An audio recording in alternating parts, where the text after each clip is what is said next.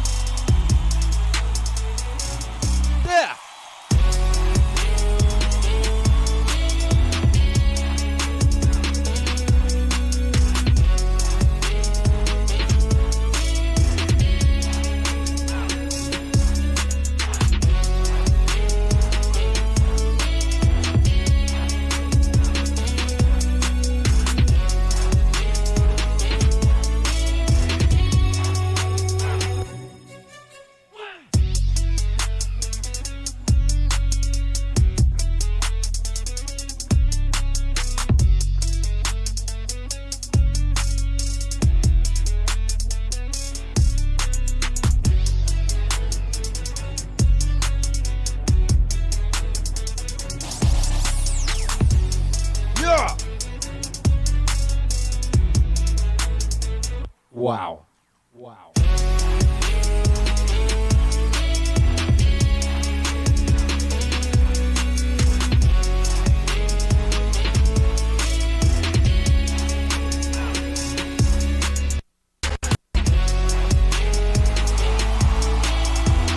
Yo, come on. Rah!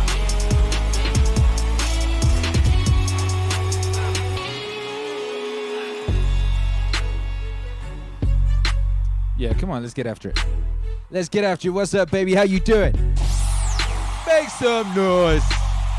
Brave citizens of the MAZ, this is your friendly neighborhood wave lord, Akira The Don. Good morning, good evening, good day. Wherever you are, whatever time it is, it's MEANINGWAVE time. It's MEANINGWAVE time. It is a glorious day here in the MAZ. Oh, look at it. It's a glorious day every day in the MAZ. Here in the MAZ, I don't know what's going on out there. I mean, all sorts of stuff's going on out there. Various competing factions are trying to build a new world, trying to dominate the next 100 years or whatever it is. Their foolery does not concern us. We regulate the vibes here at the MAZ. And today we made another powerful, bold step forward in our mission to regulate the shit out of those vibes. Today is indeed the greatest day to be alive. In the history of days to be alive, recorded. Get out, you little Texas mosquito, yeah. It is the greatest day. The greatest day. You know why it's the greatest day? Because today has the Joe Rogan album in it. And the other days did not. The other days did not have the Joe Rogan album. Well, I mean, I suppose if you count like late last night or in Australia, but we won't count Australia. They're only our second largest market. We won't count that. This is the day that the Joe Rogan album was available all over the world. All over the world. There was not a day like that before in the history of days. In the history of days. What up, Druff42 says, it's a masterpiece. You've outdone yourself. Not again. How could we? That's just not fair. That's just not fair. Regulators! Mount up. Mount F ye up. Brothers and sisters, mount ye the heck up. How the goodness are you? How the goodness are you? You know, people normally say, how the devil are you? Why would you say that? Why would you why bring the devil into this? Do we need to bring the devil into this? Don't we have enough problems? Why don't we bring some peace and joy and love? Huh? How the God are you? How the glory are you? Come on, baby. Yeah. John Hansen's in the house, says, go be awesome. Druff42 says, so much clout. I feel there has been a clout increase. I mean, it makes sense. Clouticus. Yeah. Milman Dan says, incremental improvement achievement unlocked. Well, yes. I mean, actually, today in incremental improvements on the stream, you know how we just let's make things a little better every day. A little better every day, a little better all the time. I don't remember how that song goes. But that's what we do every day, a little bit better. And today, for the first time in the history of, what should I call this streaming studio? I mean, it's MAZ, right? Maz Studios Dripping Springs. We've got consistent lighting. I don't know if you can see, but for the first time... Oh, could you see on that one over there? If you're listening on the podcast, I guess I'll describe. It used to be that I was in a room and there was a big light on it. There was windows on one side, and it's not even a room. It's just like a big area in the upstairs of the house, like a big area. And there's loads of light coming in from either direction, and it was very difficult to get consistent light in here. There's no light coming in here anymore apart from the light that I demand, the light of my choosing. There are great big soundproof curtains up over there, and there's some baker foil over there blocking out the windows. We got consistent lighting. So today, in incremental improvements, for the first time, we have consistent lighting. In fact, this is the first time in streaming history, because in the previous setup, which was our house, after Tom Hanks and his filthy disease got us yeeted out of Don Studios LA, we were in the house, we were streaming there. That didn't have consistent lighting. And when we were in Don Studios, we were only streaming there for a week, so that didn't count. So here we are, we got consistent lighting. Incremental improvements. Matthew Lally, ATD on the JRE before the conclusion of 2020. You see, I like your little affirmation. I like your prayers, you know? You come in here, you drop that in there, that's righteous. Yeah, it's just righteous.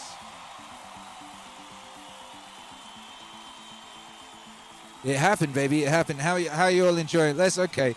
We're going to start doing the international high five at the beginning of the broadcast. We're going to start doing that now. We discussed it this morning on the morning stream. It seems silly.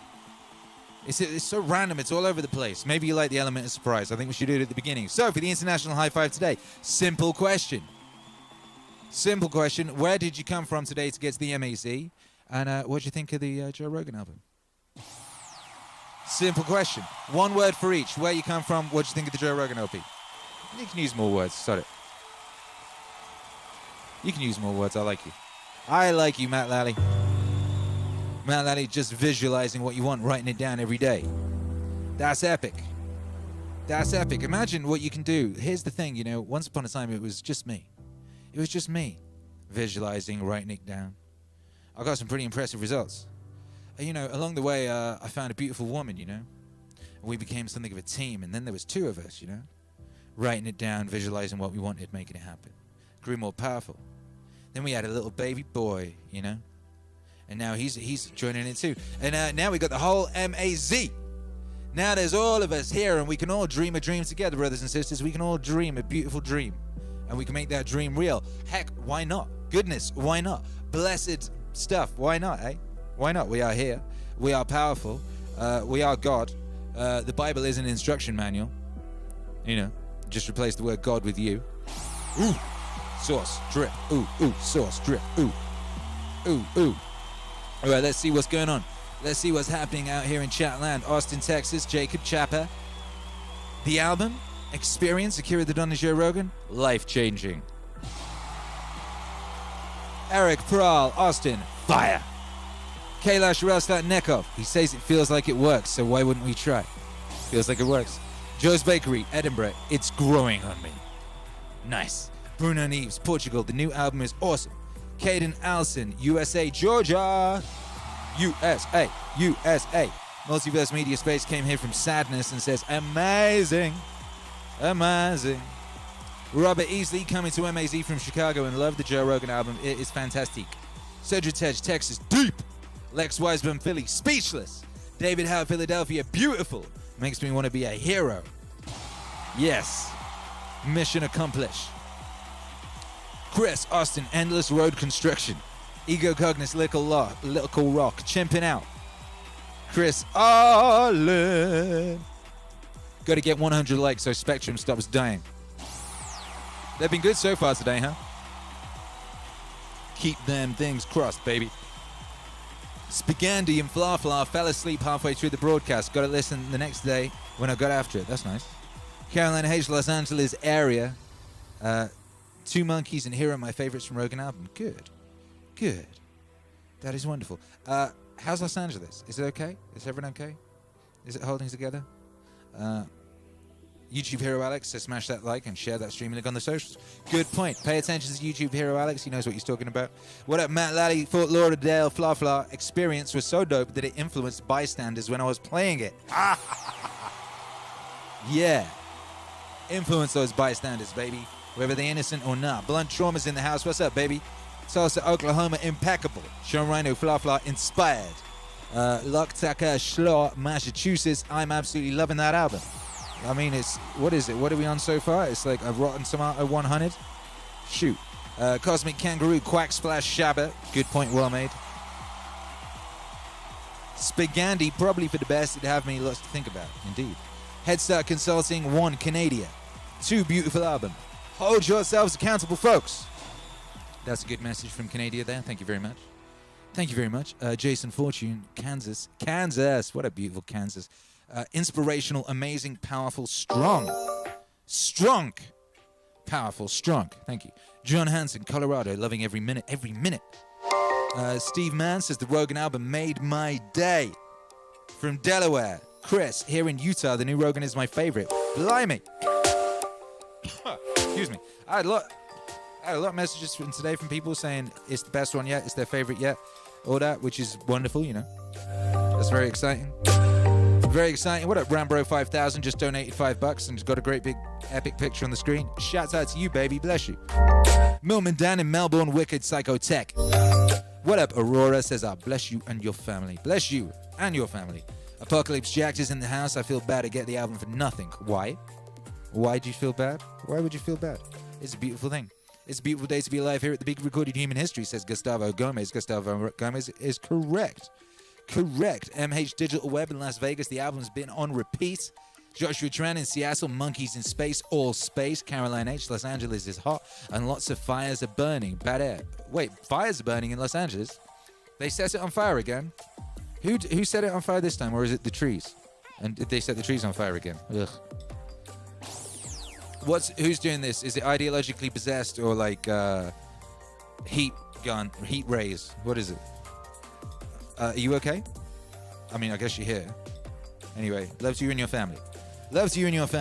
And shouts out to everybody logged in. And, I'm glad you all are enjoying the album. We're going to listen to it tonight. We're going to talk about it. We're going to listen to it. We're going to talk about it. We're going to talk about where it came from, why it came from, how it came. 2 years in the making, that album. Well, okay. We'll work it out. Here's something for someone to do. Some sleuth out there, can you look up when we released I Don't Want to Hear That? When did I Don't Want to Hear That drop on YouTube? Because that's when this journey started, this particular one. Let's do the international high five. It binds us together across space and time, is what it does. So what happens is we all do a high five at exactly the same time across space and time. That's what's interesting about it. There's some people who listen to this on the podcast in 3 weeks, and they're doing it. We're doing it together across space and time at the same time. It feels like it works. The idea is that everybody puts their energy in and everybody gets all of that energy. It's like Jesus and the fishes. It feels like it works. Feels like it works, baby. It feels like it works. Feels like it works. So let's try. Thank you, Mikey. Thank you, Alan. You got to do the click, clap, blam. If you're listening at home, you don't know what's going on. I'm going to go click, clap, blam, and I'm going to cock back the arm, all right, to do the countdown, and then the high five. Boom, 3. We do that. Oh, I forgot my own custom. 3, 2, 1. Whoa! Whoa! Whoa! Whoa! That was a powerful one. Did you feel that? Did you feel that deep inside? Deep inside. Yeah, there you go. Well, it was June the 5th, 2018. June 5th, 2018. In the very, very long ago, it was a different time. You know, it was before Tom Hanks and his filthy disease got together with the communist Chinese to bring the world to their knees. They failed, of course. We're still here. We ain't bound for nobody. We ain't on our knees. We don't do that. We stand up straight with our shoulders back. That's how we get down. But anyway, you know, it was another world. It was another time. It was another place.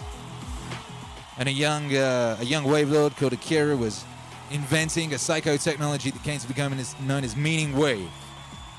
That wave of meaning, you know, combining meaningful speech with wave music, music of waviness. Wavy music, baby, wavy music. And, you know, we did. Pizio Cat says, in this time, it's a more important album than OK Computer. Very well said, very good point. I agree with you entirely. MH Digital Web says, experience is worth so much more than the $5 I've just donated, but I'm just broke, lol, and I'm grateful for your vibes, Don. You beautiful swine. You beautiful beast. God bless you. Now, I made a song, basically. I made a Joe Rogan song. Joe Rogan says lots of cool stuff, you know? He says lots of cool stuff. I think up until that point, I'd done mostly philosophers. I'd never done a self-proclaimed meathead before, you know? But that self-proclaimed meathead, I felt was a very, very important cultural figure. Some are now calling him the Walter Cronkite of the internet age, but it's more than that. It's way more than that. What this person has done, this individual, Joseph Rogan, he's done many things. One of the things he's done is bring voices and conversations to the fore that had never been allowed anywhere near the fore before. He built a great big platform. The early days of the JRE, which is a podcast, it was his podcast. It was just him and his comedian homies, just him and his comedian homies, hanging around, eating psychedelics, smoking weed, chatting about stuff, the way that people do. But it was recorded and you could listen to it. And for many people didn't necessarily have access to cool people to talk to. You know, many people, perhaps they just had these conversations amongst themselves, maybe just them or them and a friend or whatever.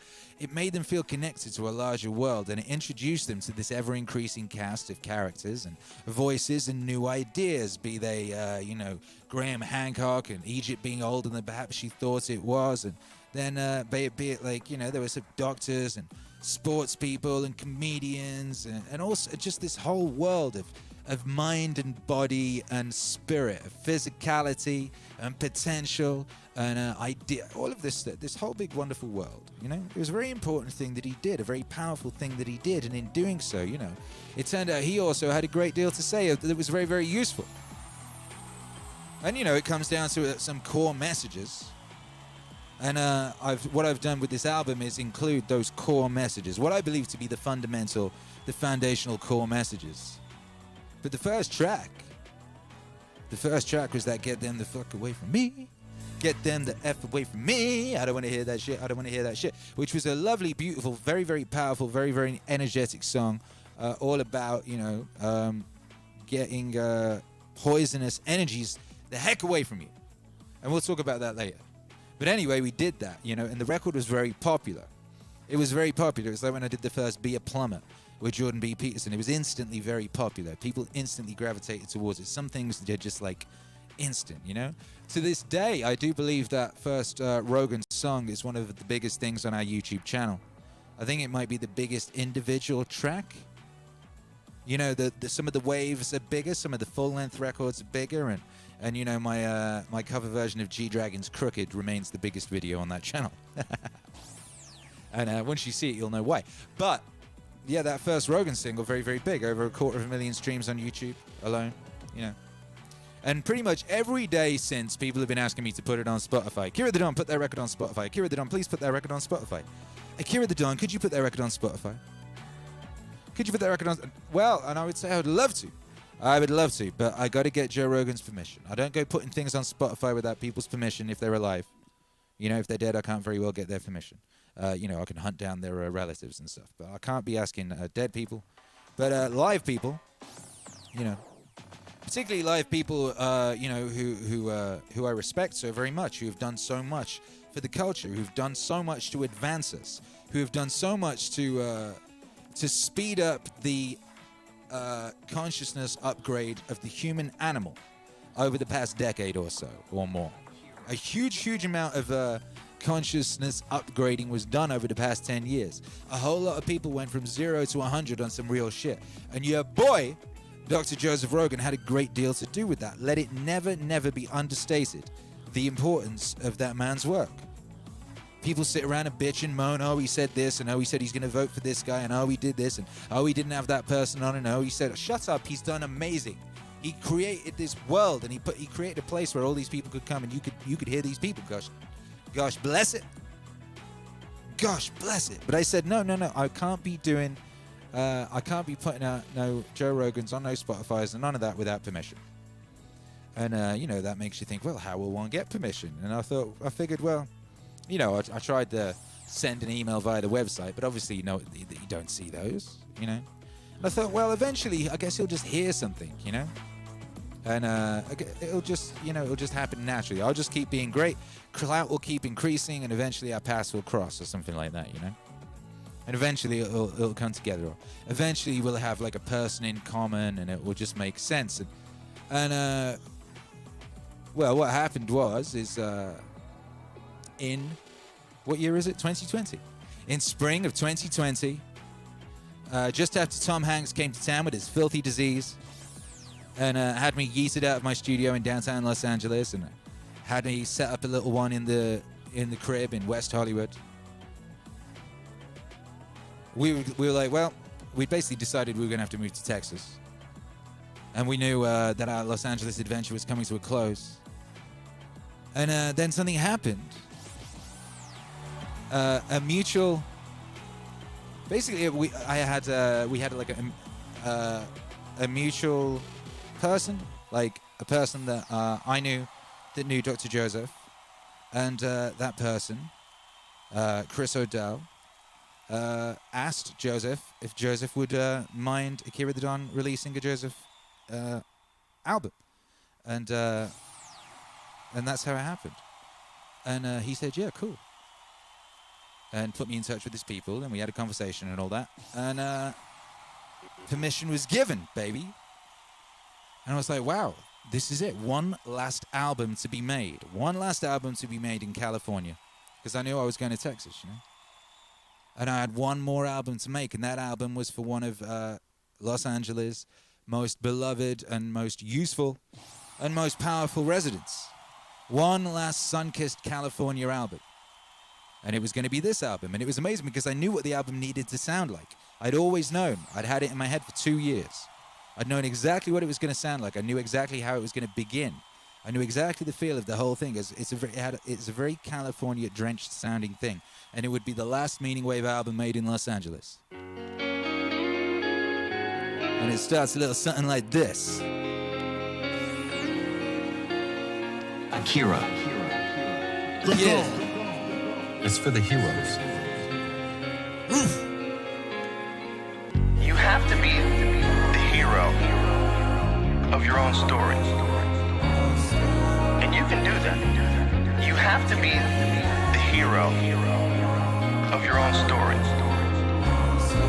And you can do that. 90% of it is just showing up. Get there and start working. Like, you're not gonna feel perfect every day. Gotta be those days you push through. This is what I want you to do. Write down what you would like to fix about your life. If you're 30 pounds overweight, you want to lose 30 pounds? Do it the right way. Write down what you eat. Exercise every day. Force yourself to do it. The brain is the general, the troops are the body, and you get up and you do it. And then you get to write it down. You know, you're doing what you got to do to get by, but ultimately you're not respecting yourself. I think we all have a certain amount of appreciation and respect for hero figures. We all look at the guy who never lies, always does the right thing, and fucking helps everybody out, and that's the John Wayne character, that's the ultimate hero. The ultimate hero. You have to be the hero of your own story. And you can do that. You have to be the hero of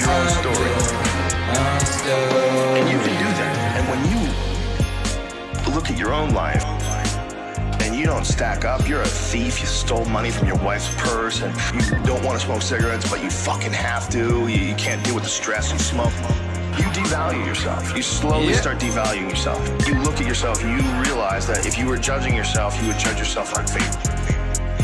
You can't pretend you're the hero of your story. Hero of your story. Most people get stuck in these patterns, find themselves in the person who doesn't follow through on their ideas. When I start things and I quit. No, you don't. No, you have started things and you quit. And it gives you a horrible sense of regret that's made you define yourself by that. You're not who you were a year ago. You're not who you were 5 years ago. You're not who you were last week. So you gotta regulate how much you dwell on regrets of the past. You really gotta be careful. You have to be the hero of your own story. And you can do that. You have to be the hero of your own story. You can be the hero of your own story that woke up today. You can be the hero of your own story that at 40 years of age stopped, got out of bed and said, I'm not doing this anymore. Hey. I'm not doing this anymore. Hey. And I'm gonna get myself in shape and I'm gonna eat healthy. And I'm gonna do this. Because this is me now. This is me now. I decided this is me. And people have to realize that you are not your past. You are not all the times you fucked up. You're not all the times you were drunk. That's not you. That's not you. You are the person who's learned from a great deal of experience. This is a battle that you will fight for the rest of your life. But the key is to fight it, not to give in. Don't give in to that resistance. Fight that resistance. And in doing so, every day you do so, you have won the battle for that day. And you will continue to fight that battle. You have to be the hero of your own story. And you can do that. You have to be the hero of your own story. And you can do that. You have to be the hero of your own story. And you can do that. You have to be the hero of your own story. And you can do that. Yeah! MAZ! Make some noise for the hero of your own story, which is you. Hey! Regulators!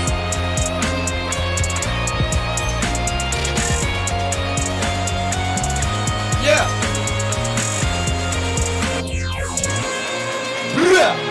System will set out honeypots for people to get trapped in. The ideas of retirement, the ideas of the golden years, providing you benefits, providing you a healthy work environment. Why? Well, because they want people to work for them. They don't want people to realize their own dreams and escape. They want to set it up so that you stick around. Stick around in some sort of an unsatisfying world. It's up to you to see that video game problem, see that issue as it comes up on the map, and calculate your future.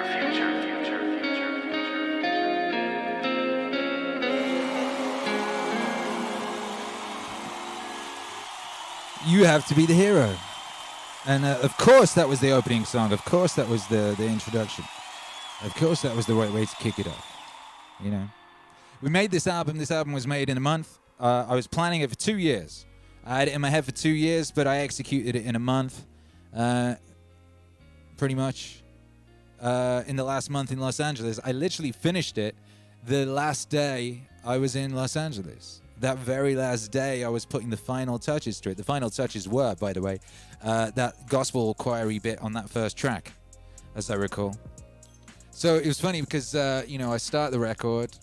It was that weird little period earlier this year. Do you remember the bit when Tom Hanks and his stinky disease, all that was, when it was like first cracking, and everyone stopped talking about stupid shit.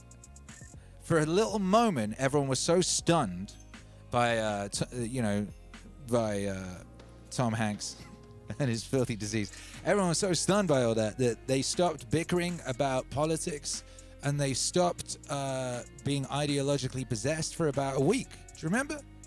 It's like everyone shut up about all the dumb shit. And I was in Los Angeles and there wasn't a cloud in the sky. And there wasn't a plane smear in the sky. It was just pure skies, the skies of a lost childhood.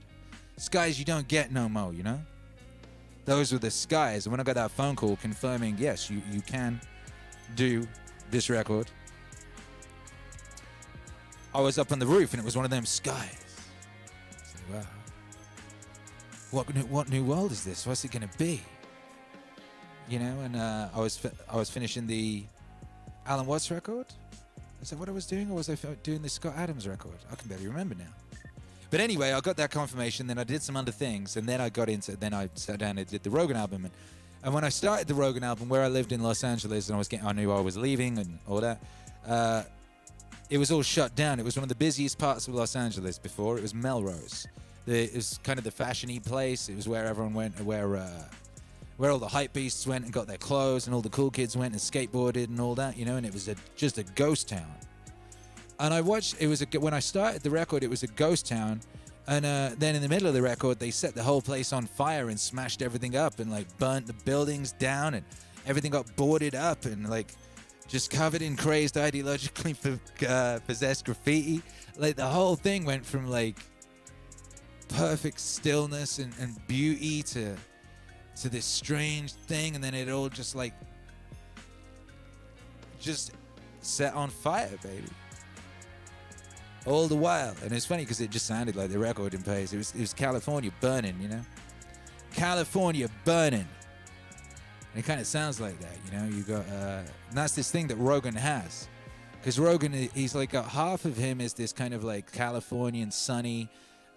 This is the way I approach it musically, right? So half is this sunny Californian hippie kind of like feel good type, and then the other half is this monster, this beast, this savage, this warrior type spirit, you know?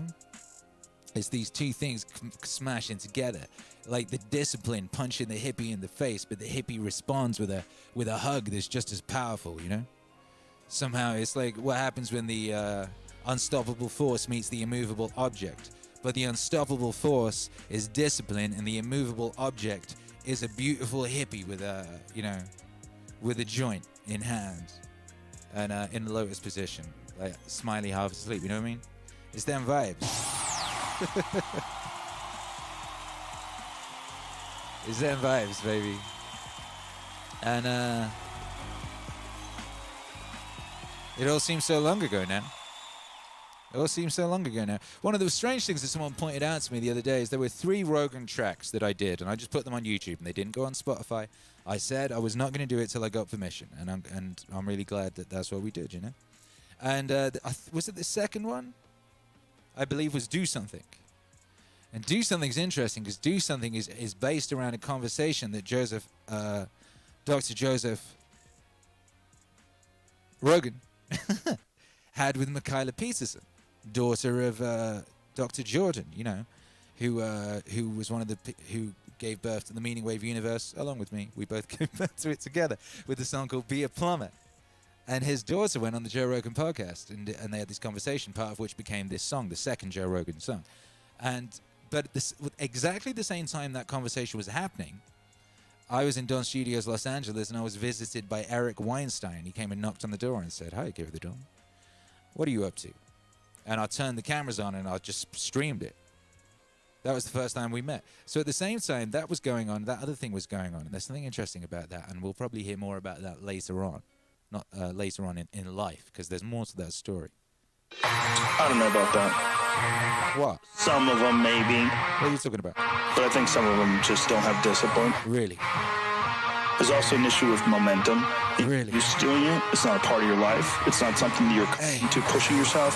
There's been many days. Hey, Adrian Stump, who says a Graham Hancock album would be awesome. You spelt will incorrectly. Adrian Stump. You spelled will incorrectly. Skill. You have to have like real rigid requirements of yourself where you don't allow yourself to back out of things. Akira. Yeah! Do something. Do something. Do something. Do something. Do something. Do something. Do something. Do something. Excuses are a giant part of the problem. It's not simply a physical health issue. There's also mental aspects of it, and discipline's a big one. I just know way too many people who are weak mentally. I can't just chalk it off to only the way they physically feel.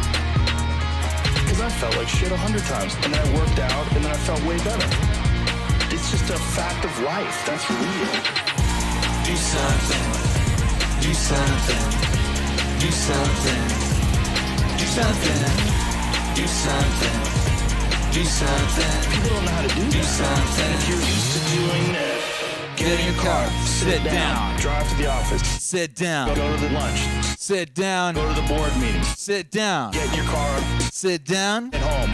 Sit down. Then go to the gym.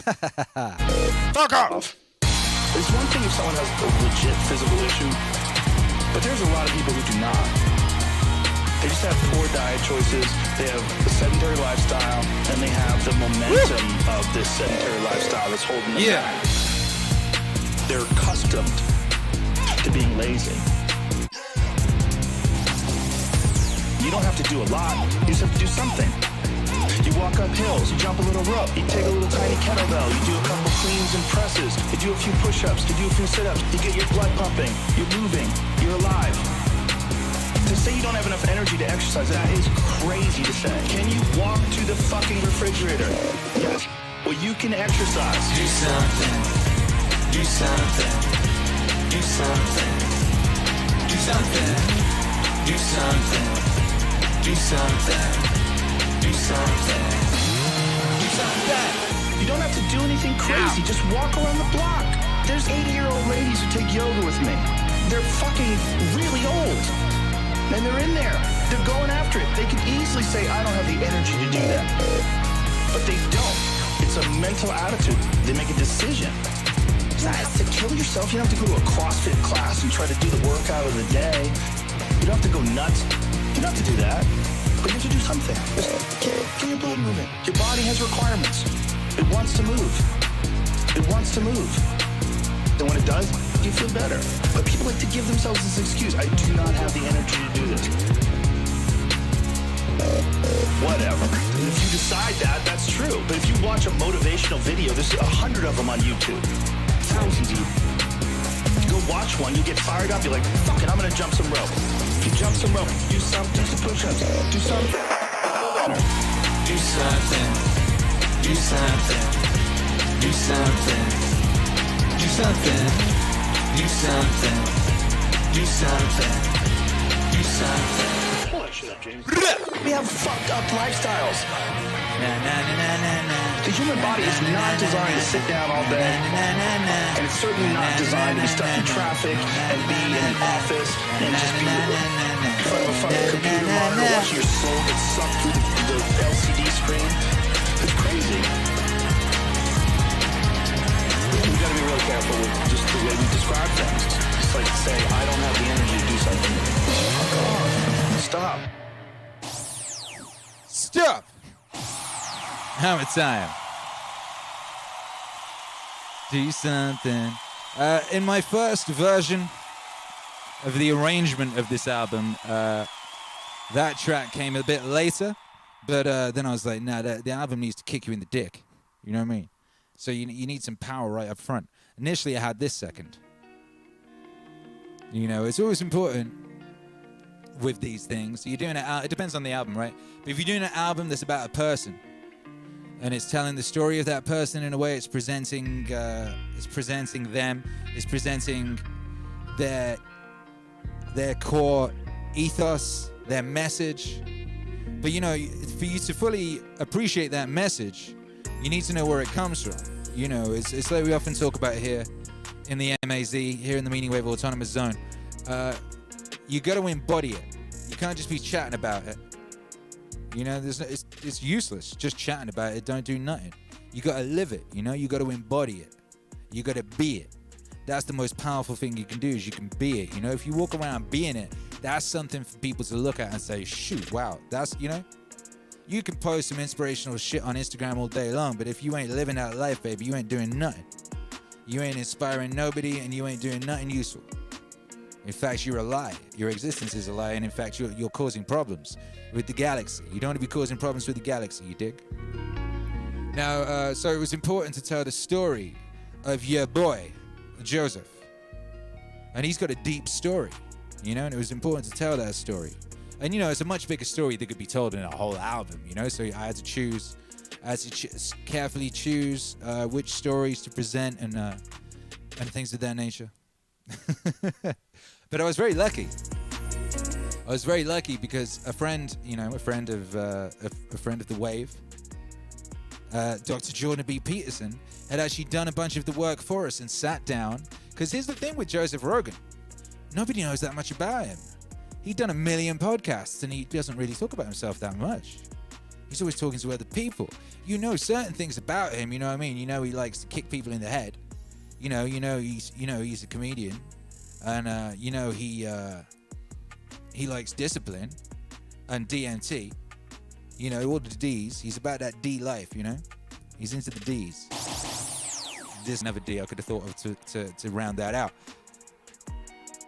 But your boy Jordan B. Peterson, the good doctor, sat down with him and asked him some probing questions, you know?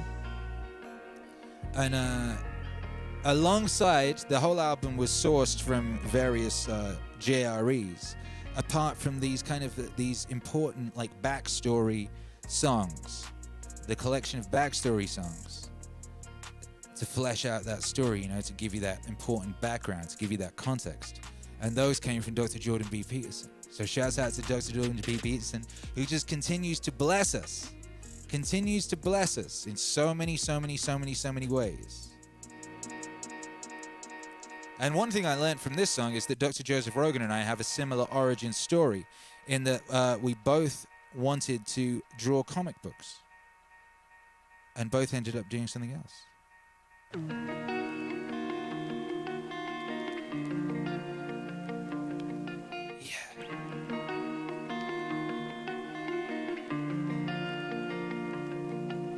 We're going to go back to Boston. Okay. Okay, so you said that's really where things started for you. So you moved there when you were 13. First of all, like, what kind of kid were you in school? If ADD is real, I certainly had it. And I was very, very interested in what I was interested in. I was very uninterested in people telling me what to do. Essentially couldn't wait to get out of school. But I would excel at things that I had interest in. Initially it was art. I wanted to be a comic book illustrator until I really got into martial arts. And martial arts became the focus of my life. Around 14, 15 years old, that's when I really became massively obsessed. And that was really the first thing that I ever did where I really didn't feel like a loser. Like I really felt like, oh, I actually have some talent. I actually can be exceptional. There's like something, because I grew up constantly moving, didn't really have a lot of friends. I would be new in this town. I'd get picked on. I wasn't a big kid. And there was a lot of issues with that psychologically. I didn't like being afraid of other kids. I didn't like not knowing what to do if I ran into kids. They were going to bully me and pick on me. Martial arts changed that 180 degrees. And then I became someone who I would be afraid of.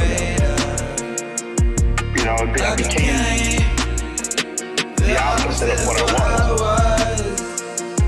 And then I became someone who I would be afraid of.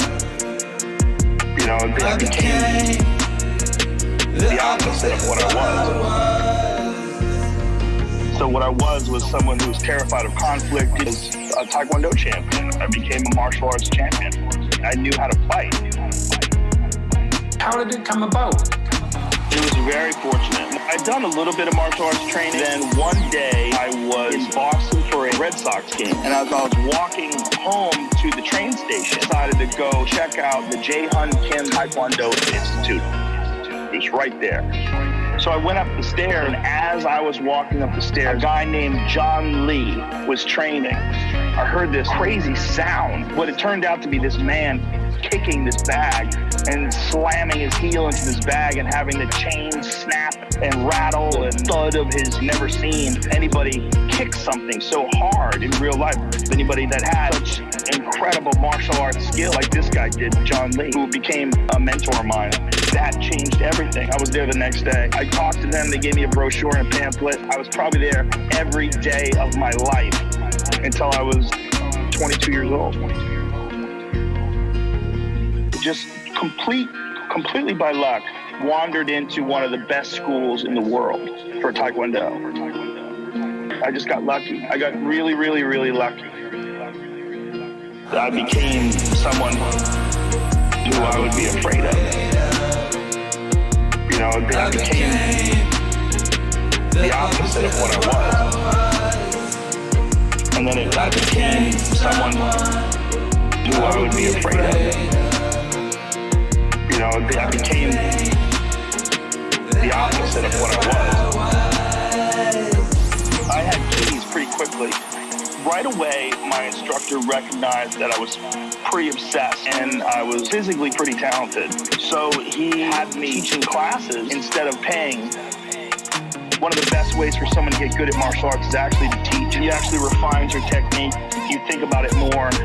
I was 14 or 15 by the time I got to that school. I had my black belt by the time I was 17, and I was competing in the adult division by then. I won the state championship when I was 18, and I won it every year from then until I stopped. Luckily, with high school, kids heard about it right away. One of the kids you go to school with is flying all over the country, kicking people in the head. They just avoided me. People avoided me.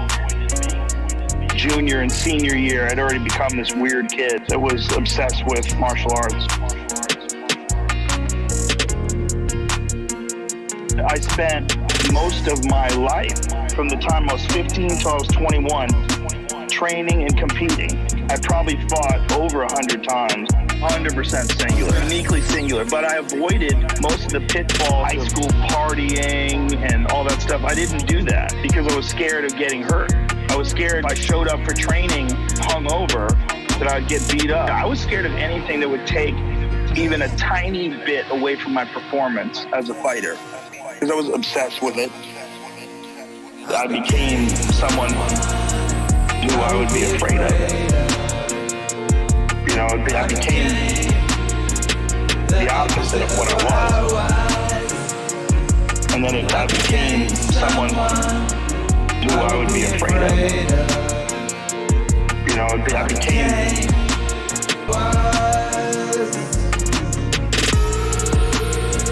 Hey. Yo, what up, artist of Data Science? Says, I just want to stop by and say I've been listening to the new album all day. It's absolutely perfect. Every part of it. Thank you, brother. Hey, thank you, brother.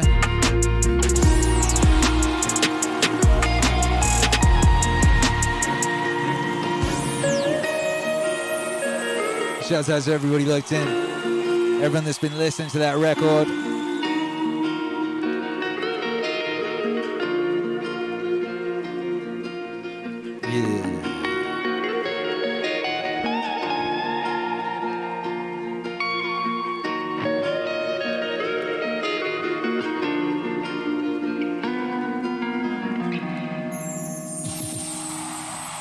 Yo, make some noise for turning yourself into someone you'll be afraid of.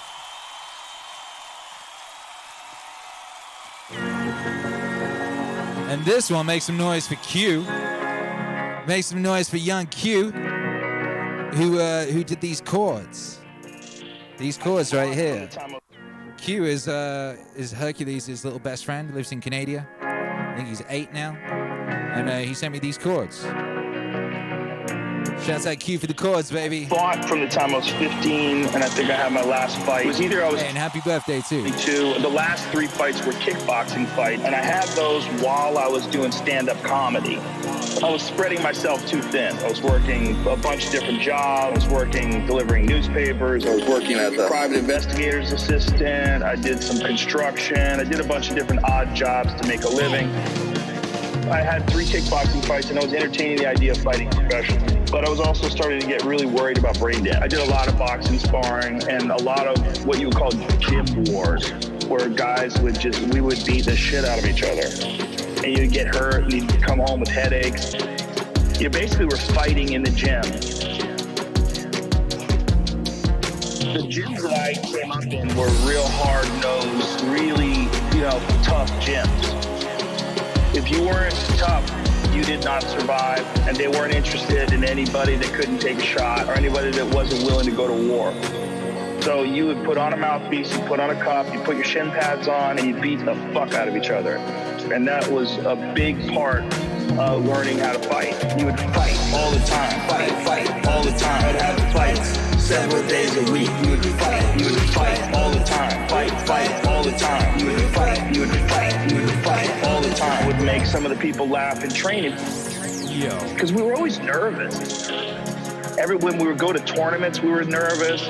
Because, I'd seen many of my friends get knocked unconscious and get kicked in the head, taken to hospitals. And, I'd seen it in the gym, too. A lot of guys getting beat up and knocked out. It was constant.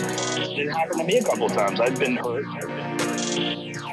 So we had this gallows humor. We would go to these events. The tension would be so thick. Everybody taking deep breaths and trying to relax and just stay loose before you fight. And I would be the class clown. It was a charged environment. So anything that I said that was actually funny would get a giant reaction. And that became addictive.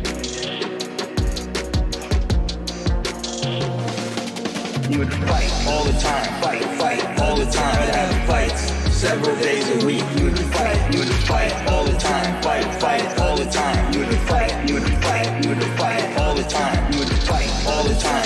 Fight all the time. I'd have fights several days a week. You would fight all the time. Fight all the time. You would fight all the time. My take on it was, you think I'm funny because you're my friend. But other people are going to think I'm an asshole. Like, the things that I think are funny are fucked up. Like, I have a fucked up sense of humor. I mean, here I am devoting most of my time trying to get really good at knocking people unconscious, trying to separate people in their consciousness. So I was doing my best every day to get good at that. So I was trying to hurt people. That's what I was trying to get good at. I was trying to get good at hurting human bodies. I was such a weirdo. No one would think that the things that I was making fun of were funny. But I knew from martial arts that if I worked really hard at something, I could get good at it. And I had this thought that maybe I could do that with comedy because I didn't want to fight anymore. I mean, for a person who's been through what I've done with my body works remarkably well. But the brain damage thing, I don't know. I really don't know. I really sit back and think about some of those wars that I was in. And my last fight, I got TKO'd. I got stopped. I got hit with a left hook and dropped. My legs went out from under me, and then I got up, and I got hit again, fell down again, and they stopped the fight. So that was when I decided I'm going to stop. I know where this is going.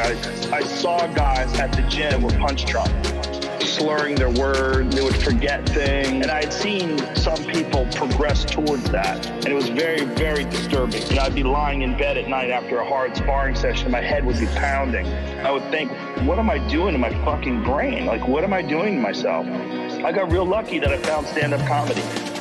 You would fight all the time. You would fight all the time. I'd have fights several days a week. You would fight all the time. Fight all the time. You would fight all the time. Basically, you're having to fight all the time. You would fight all the time. I'd have fights several days a week. You would fight all the time. Fight all the time. You would fight all the time. Yeah. Brah.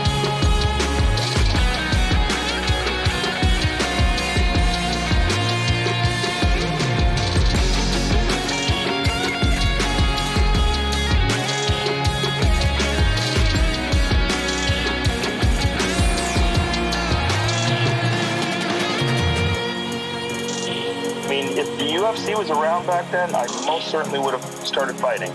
And, and to not be training intelligently, because I wasn't training intelligently. I was training like a meathead, and that was just all we knew back then. I probably would have sustained some pretty significant damage before I ever even got into the octagon. I probably would have already had massive brain damage before I ever had a fight. Yo, make some noise for the aversion of massive brain damage. That was a smart move by your boy there. That was a smart move.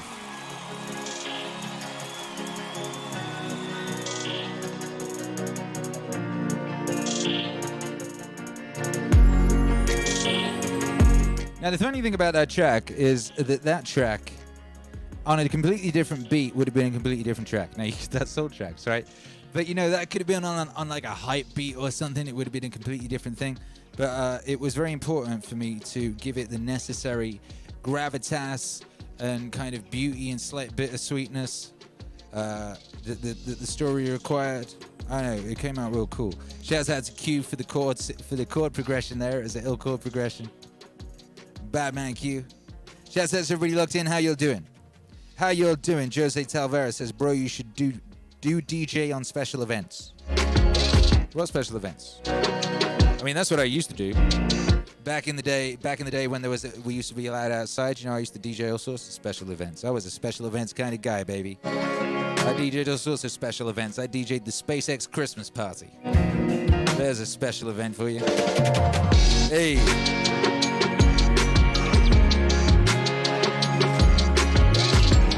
Shouts out to everyone doing push-ups. Everyone in the chat doing push-ups. That's epic. All the girls standing in the line for the bathroom. All the wavy individuals doing push-ups in the chat room. Yo, come on. For those asking, the instrumentals are dropping next Friday, actually. The instrumentals are dropping next Friday. I did the artwork this morning, actually. A little bit late. I would rather be ahead of time, but, you know, moving state. We moved state, baby, and still kept that album schedule rocking. You know? And that's dope to me. It's this fear of discomfort. People have this extreme get after it, baby. feeling in their mind. It's get after it o'clock. Associations with exercise. They want to avoid discomfort. They feel like any type of exercise is just like something to be avoided. That's not for me. Fuck that. I don't want to sweat. I don't want to strain. I don't want to sweat. I don't want to strain. A lot of times this association that they have is about the beginnings of getting in shape. It's not about once you're actually fit. Because once you're actually fit, then you look forward to it. It feels great. If I can't get a workout in, I look at my schedule and go, oh shit, I don't have any time for a workout, which means I'm not going to get that good feeling, get that good feeling. And so instead of looking at it like, oh, I've got to go grunt and sweat, I'm thinking I'm not going to feel good. I'm not going to feel relaxed. I'm not going to feel carefree. Even appreciative, like my appreciation of things, and it gets enhanced greatly after exercise. I just feel better. I want to sweat, I want to strain, I want to sweat, I want to strain, I want to sweat, I want to strain, I want to sweat, I want to strain. Get that good feeling, get that good feeling, get that good feeling. I want to sweat, I want to strain, I want to sweat, I want to strain, I want to sweat, I want to strain, I want to sweat, I want to strain, I want to sweat, I want to strain. Get that good feeling, get that good feeling, get that good feeling. Yeah! Most people, their associations are to avoid anything that's uncomfortable. It's so illogical. Discomfort is your friend. It really is. Discomfort, not being happy and content with certain situations in life, they're massive, massive motivators.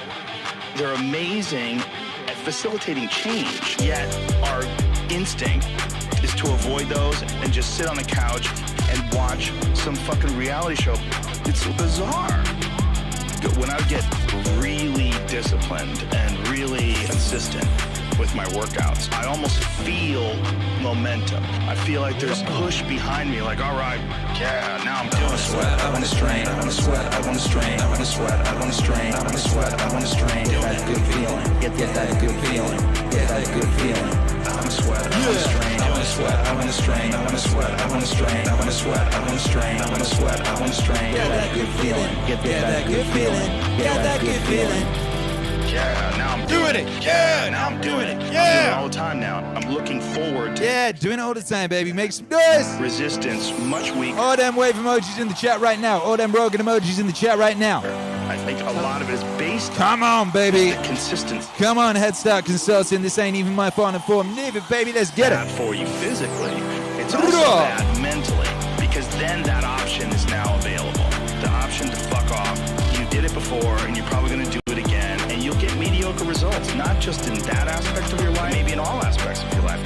That option to fuck off, when you embrace it, that is a pathway that you might choose when it comes to dealing with conflict in your personal life, business decisions, career decisions, like an uncomfortable decision that you might be faced with, what your pathway is in life, but you don't do it. Instead, you fuck off.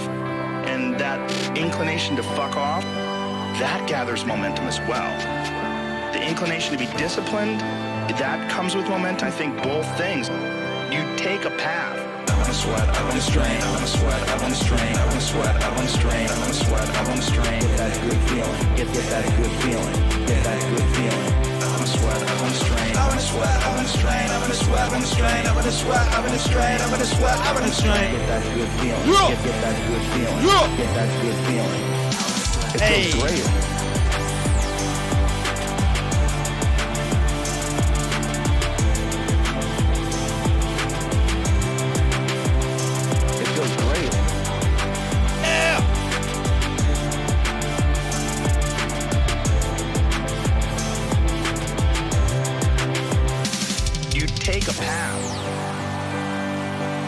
Of the fuck off, your body is like a race car that you can juice up yourself. Like you can add the fat tires, you can add improved suspension, you can beef up the horsepower of the engine. You can do all that yourself. Or you could just choose to have this shitty body. No one's under the illusion you're gonna live forever, but you are enhancing the experience that you're currently involved in right now. You are alive, you do experience this life, but do you experience this life experience as enjoyable as it can be? And we all know that there's a spectrum for that enjoyability. Like we've all had times in our life where it's not been so great, and then times in our life everything came together like, what a fucking great day. Whoa! Great day. Whoa! Great day. Whoa! Great day. Whoa! Make more of those. Make more of those. Make more of those. Like You can make more of those. And then the whole thing's better. And then the whole thing's better. And I think when that whole thing is better, it affects everybody you touch, everybody that's around you, everybody you come in contact with. In turn, I mean, it sounds so grandiose, but in turn can affect the entire race of human beings.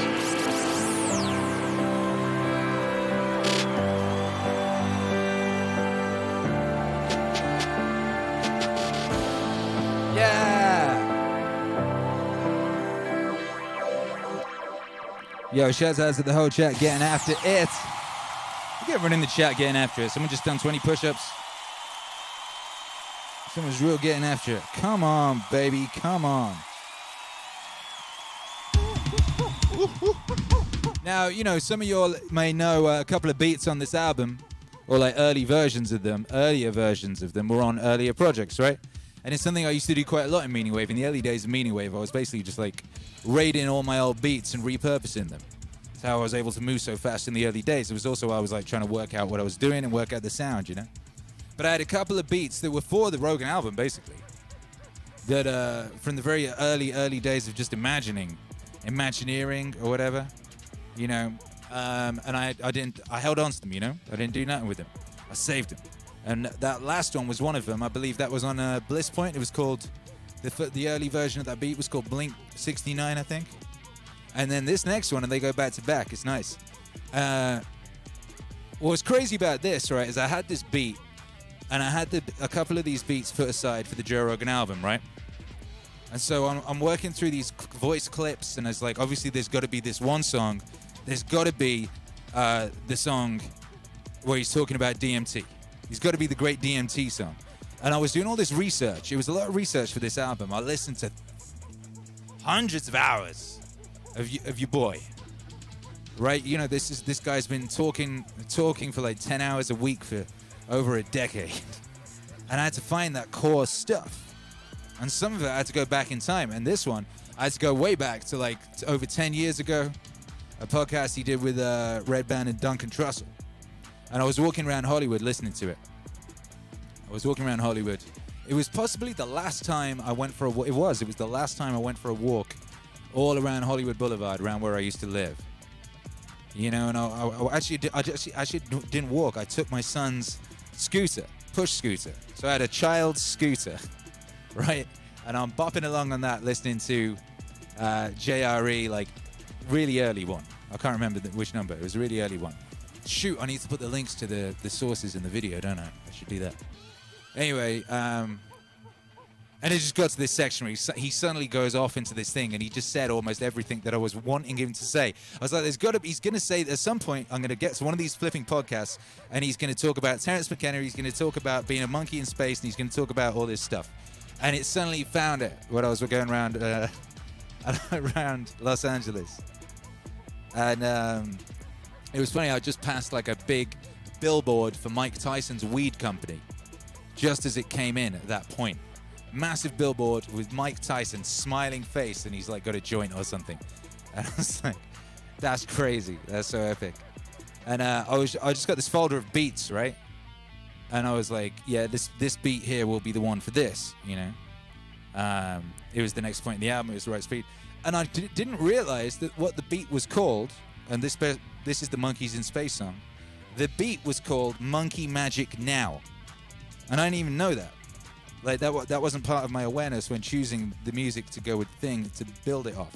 So I had Joe Rogan talking about monkeys in space and the stoned ape theory, and the beat I'd made like 3 years previously was called Monkey Magic Now, and that was this beat. And the beat was initially made in part, the first part of the beat, which was just like the drums and the monkey noises, was made for like an advert of some kind. It was like an advert pitch.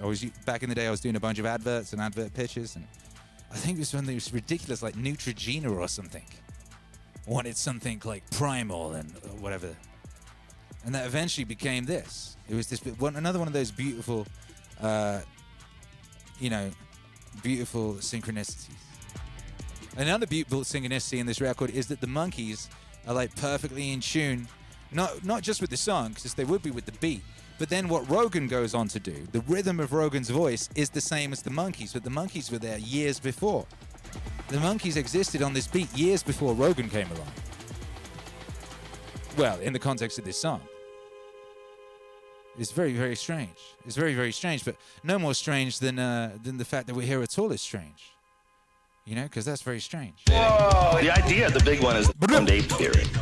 Terrence McKenna's theory was the reason why the human brain size doubled over a period of 2 million years, and he equates it to the time where the climate changed and rainforests receded into grasslands, and these monkeys climbed down from trees, started experimenting with new food sources. And they would flip over cow patties to find like bugs and beetles and shit. When they saw mushrooms growing on the cow patties, certain groups of these monkeys started eating these mushrooms.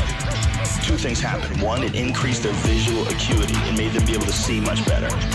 And then the other thing that happened is it made them horny. So here you have these better hunters. They can see things better. They can throw things and they're more accurate. And then they're horny, so they're gonna fuck.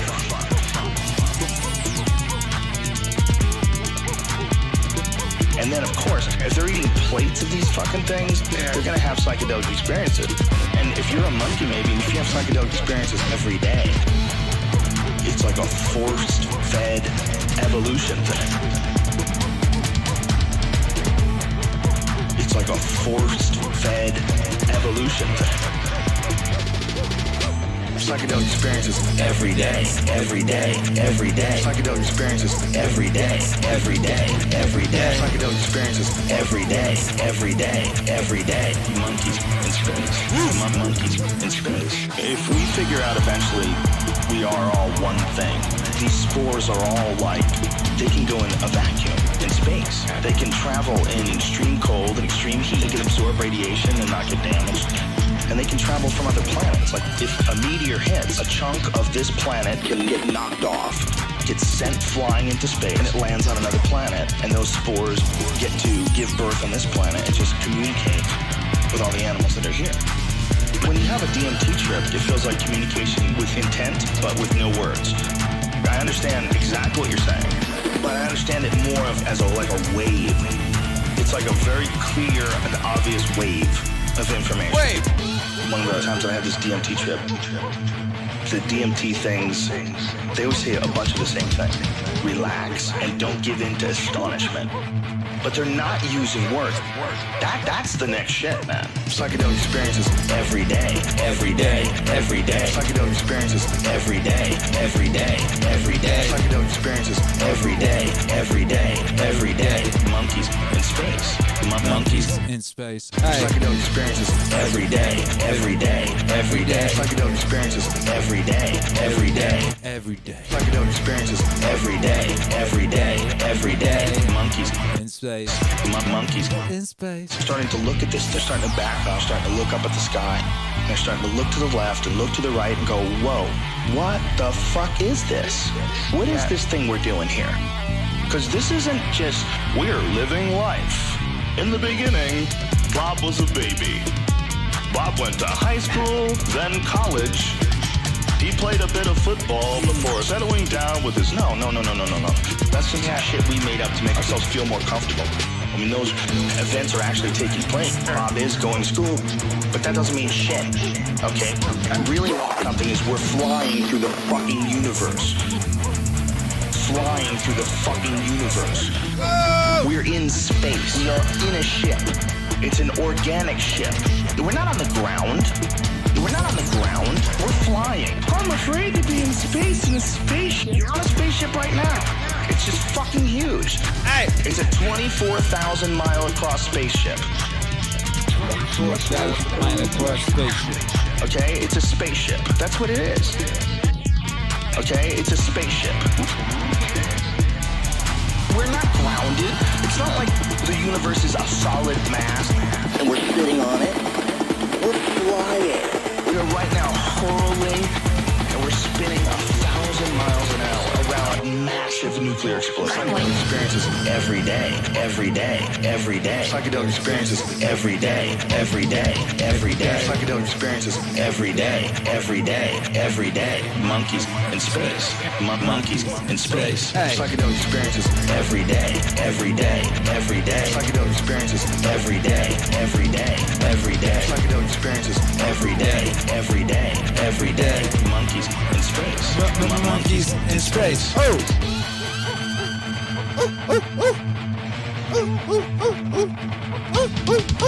Yeah. Shouts out to those monkeys, baby.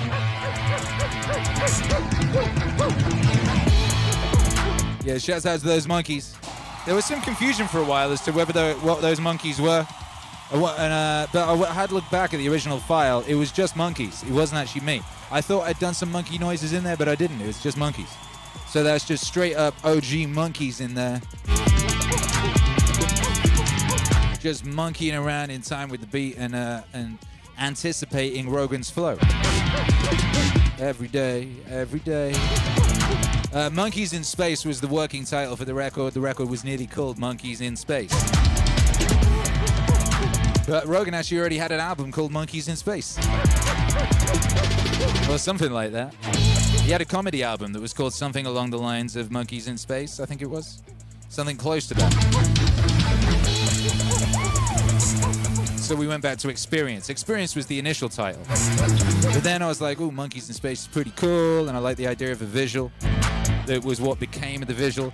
The artwork went through several iterations as well, by the way. There was like 3 different versions of the artwork before we went with this one. And this one's so good. This one's so good. I'm real happy with how this came out.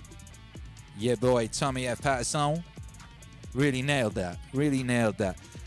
What did I say to him? The way I said it to him, I was like, it's like me and Rogan in like a vehicle in space, and it's got some kind of like Calvin Hobbes-esque sort of energy, and we're monkeys and like, whatever it was.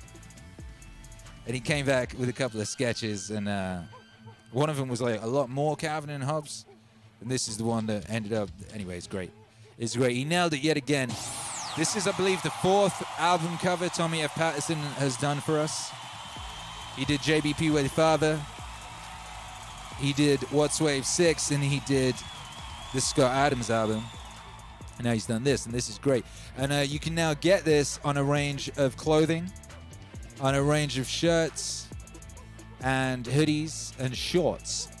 You can get this on Shorts. I mean, that's pretty epic. If that's not epic, I don't know what is. You can go over there, go to meaningwave.com now. If you go, there's a link in the description of this recording. You can hit that, go to meaningwave.com and shop the Akira The Don and Joe Rogan Experience album collection and get this beautiful artwork. You can get a hoodie, you can get some shorts, you can get some swimming trunks, you can get a wife beater, or a vest, as we call them in the UK. They call them something else in Australia, I've already forgotten. Oh yeah, there was a little bit of trivia I meant to mention about Get That Good Feeling, which I forgot to mention at the time because I started thinking about monkeys in space. But you know, Get That Good Feeling, the chorus is, I want to sweat, I want to strain, what is it? I want to sweat, I want to strain, I want to sweat, I want to strain, right? What he actually said was earlier in the song, you heard it. He was doing an impression of someone being like, and he's like, I don't want to sweat, I don't want to strain. And I cut out the don't and turned it into I wanna for the chorus. So it was the classic inversion. I did a similar trick with the Jocko song. I think it was good. Yeah, where it was like, you know, the guy comes in to him, he says, I know what you're gonna say good. And then that became the chorus, you're gonna say good. It was thrown back at him. It was one of those. A lot of the really cool songs that become really hype end up having some weird thing like that in them. It's like I never, ever alter the words of the speaker to say something that isn't what they were saying, if that makes sense. I ain't making them say some stupid shit that's not what they said. But sometimes something like that will happen where you make them say what they said, but using the opposite of what they said, if that makes sense. Yeah. Head Start Consulting says the artwork is dope as fuck. Bucko Chip says those shorts are tight. Totally getting some. Nice. Oh yeah, because you're all here, everyone here, use the code Rogan Premier. Use the code Rogan Premier at checkout and you get 10% off your order. Rogan Premier at checkout, get 10% off your order. Isn't that nice? I like saying things like that. It sounds very cool. 10% off your order. I sound like one of those podcast guys. You know, one of those guys who has a podcast and does adverts on the podcast. The cast of pod. This next record is the spiritual twin, the back-to-back twin of that very first Rogan song. It's a two-sided thing, you know. There was two things he was talking about. You know, get them the fuck away from me. That was the B-side. That was like the flip side of this statement here.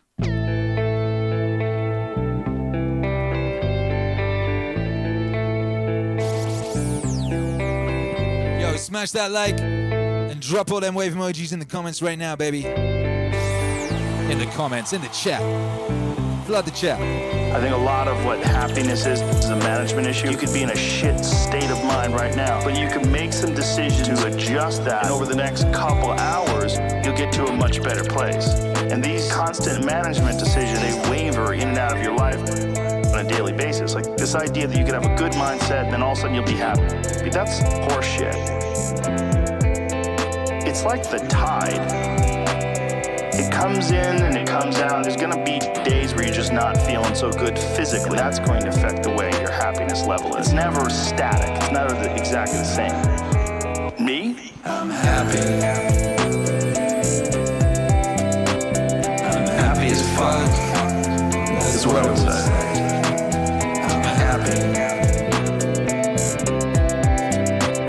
I'm happy as fuck. That's what I would say.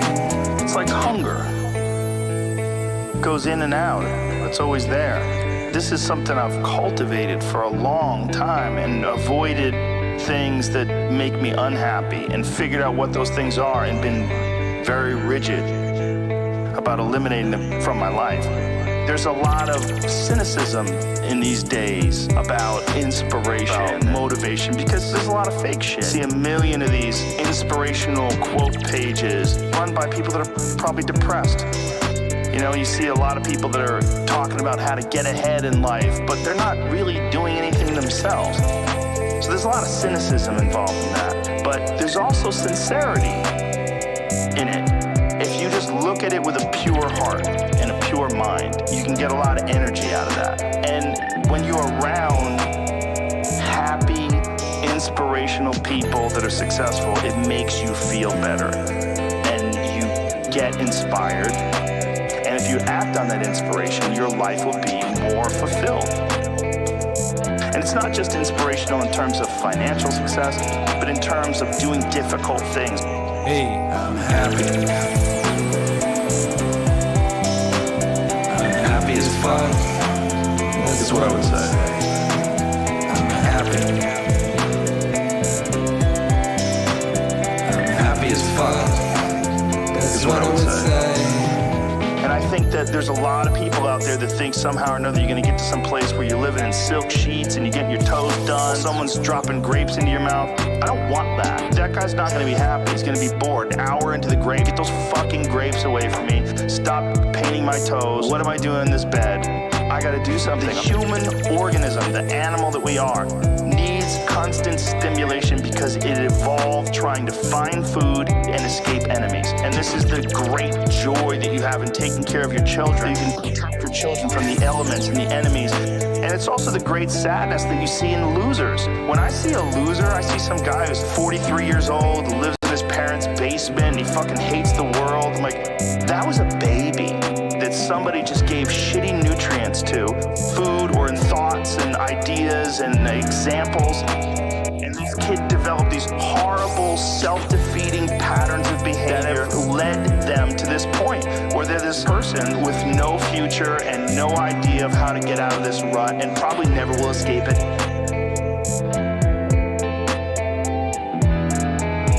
And might just wind up sucking on a gun. I'm happy. hey. I'm happy as fuck. That's what I would say. I'm happy. I'm happy as fuck. That's what I would say. This is the world that we live in today. What up, Jareth Zero? Part of that world is Love you, baby. we have been fed this line of horseshit that you're supposed to seek comfort. And I don't think you are. I think you're supposed to seek lessons, and you're supposed to seek difficult tasks. Because if I just think, well, tomorrow I'm just gonna coast and eat Twinkies and watch TV. Oh, hello, sadness, my old friend. Hello, depression. Because when you're not doing anything, you feel like shit. And that's just a part of being a human being. And we can pretend that we're something other than what we really are. And we can pretend, nah, me, man, I'm just cool, just chilling, doing nothing. Bullshit. You're a fucking human. You evolved from the fucking hundreds of thousands of years of hunters and gatherers and people that were struggling. Human reward systems are carved deeply into your DNA. And if you don't respect that, if you don't respect the mechanism of happiness and fulfillment and what you really need to do in order to feel satisfied in life, camaraderie, family, struggle, learning are imperative. They're all a giant part of being a person. I'm happy. I'm happy as fuck. That's what I would say. I'm happy. I'm happy as fuck. That's what I would say. I'm pretty fucking happy. Yeah.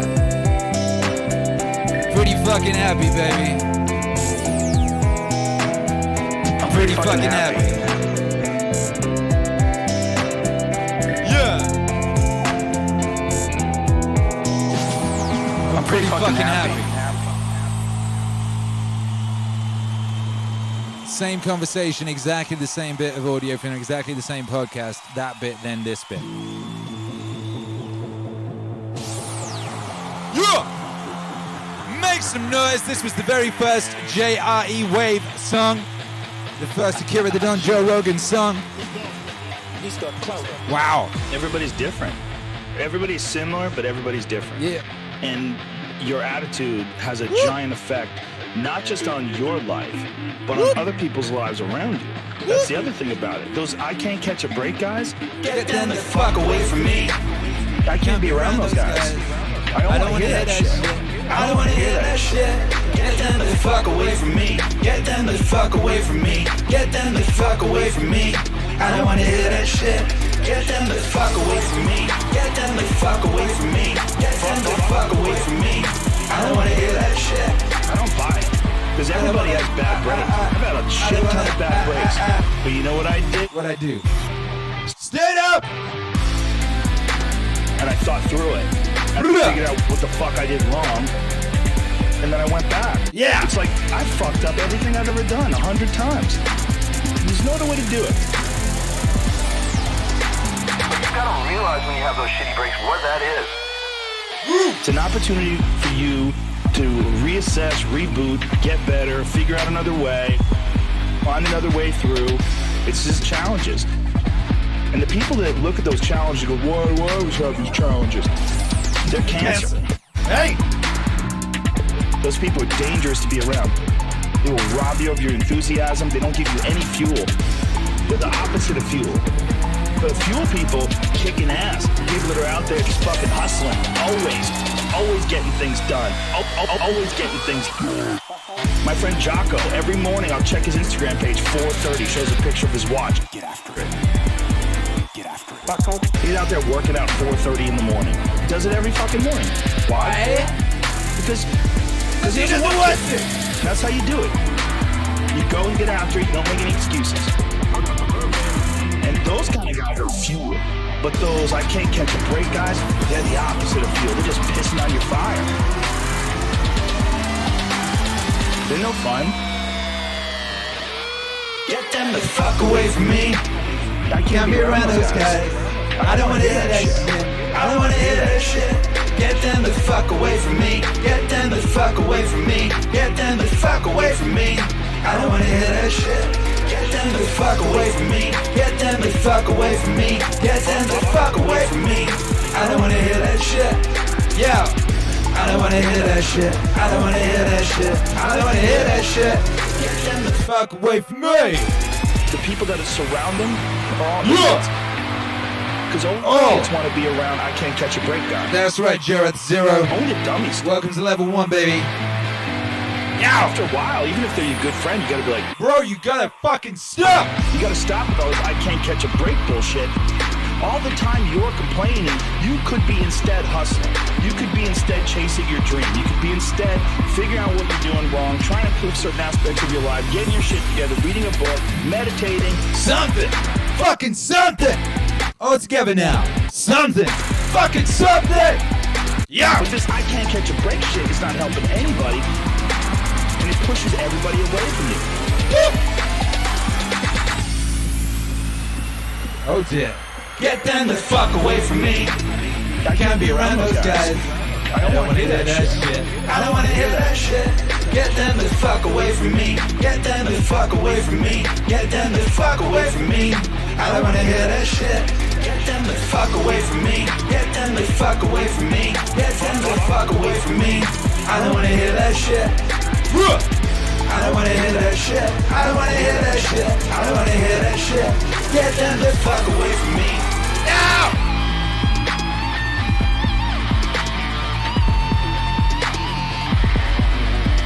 Yeah! Where'd that song go?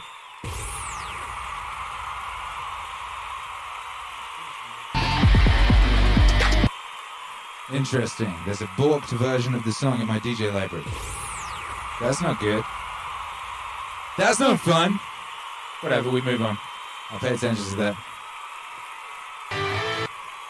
Whoop, whoop, whoop, whoop. That's not on the album, is it? No.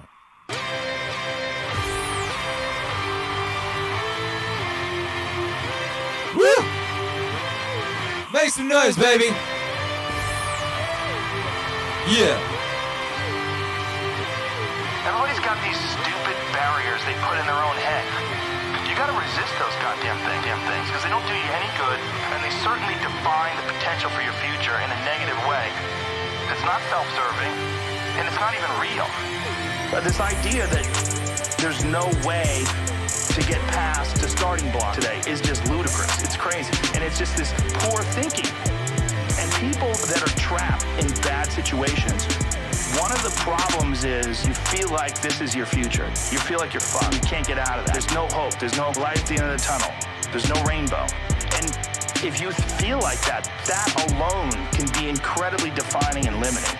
But if you look at yourself objectively and say, I kind of am fucked here. I'm in credit card debt, I'm working in a shitty job, I don't like what I'm doing. I have some ideas.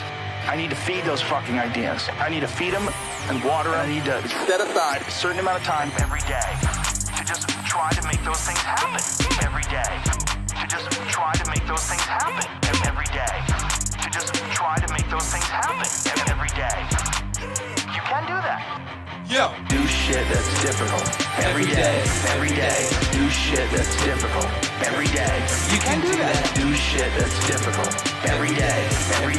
Do shit that's difficult. It's very important to struggle. If you look at someone who's doing really well, like very famous and successful, all you see is him now, flying around private jets, wearing a new pair of sneakers every day, driving around in Bentleys. You just see that. You don't see him being a young kid in Philadelphia going to open mic nights. There's a progression that you're not with. Bonus points for knowing who he's talking about here. That takes place in everything. It takes place in office, in comedians and musicians. There is a starting point, and with time and focus, and as long as you reevaluate and reassess and constantly, objectively look at what you're doing and then pursue it with passion and focus, you get better at things. There's always going to be people that are luckier than you. Some of it is luck, and some of it is courage. Some of it is putting your ass out there. Some of it is trying things. One of the things that I always like to tell people that I think you should do is do shit that's difficult. It's very important to struggle. Yeah. Do shit that's difficult. Every day. Do shit that's difficult. Every day. You can do that. Do shit that's difficult. Every day. Do shit that's difficult. It's very important to struggle.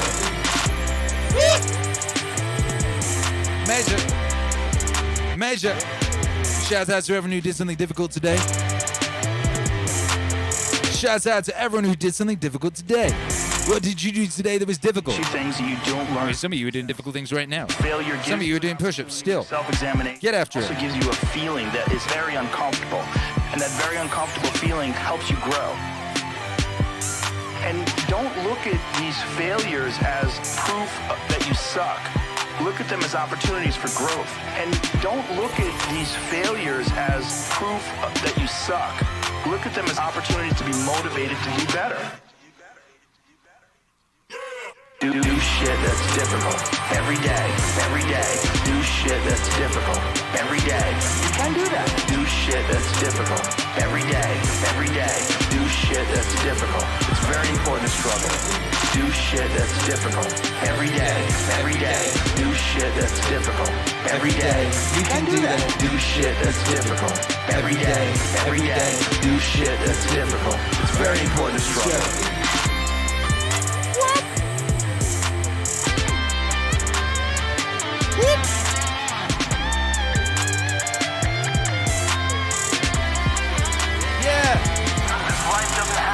What up, Cindy Bailey? Been nitty gritty clean in the house.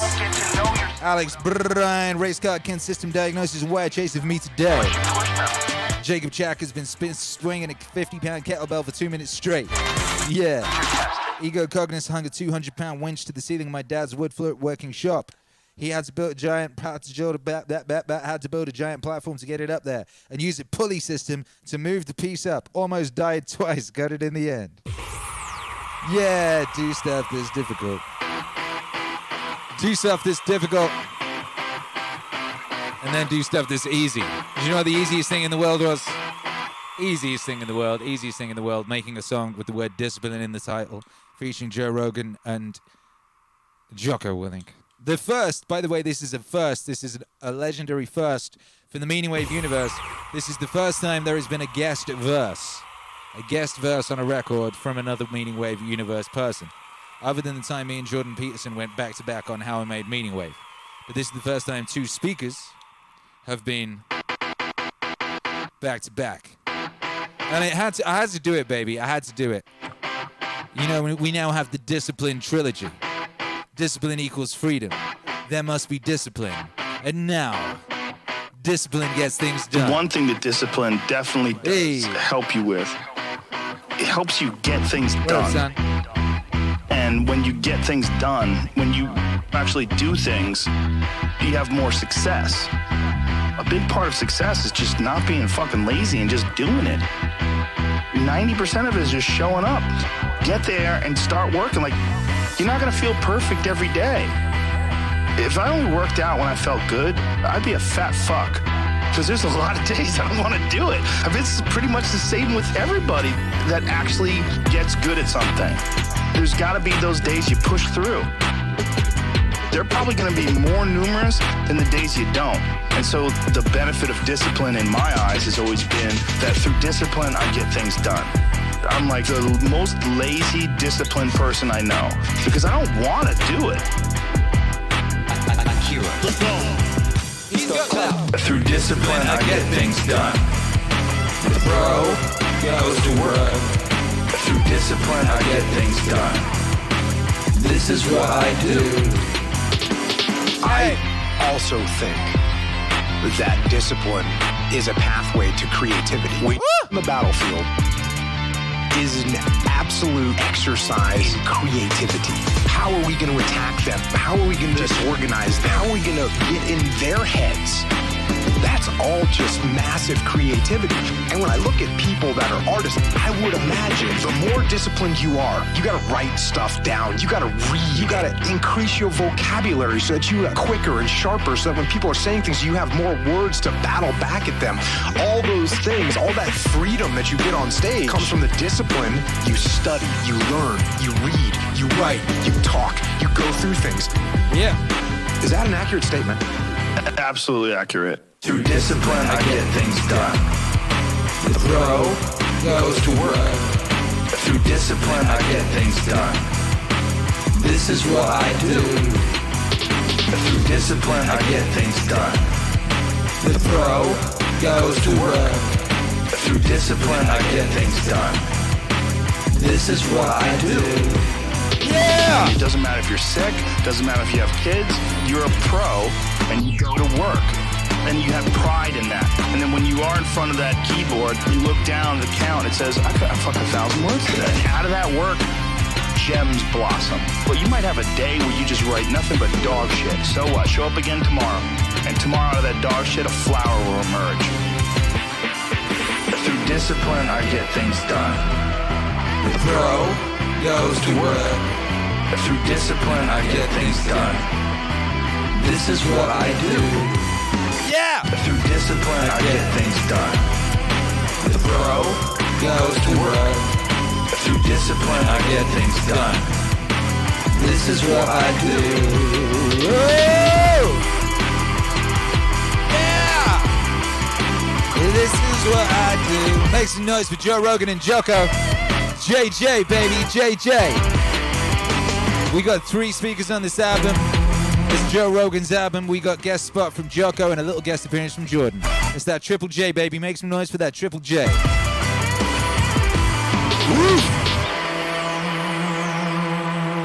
Oof.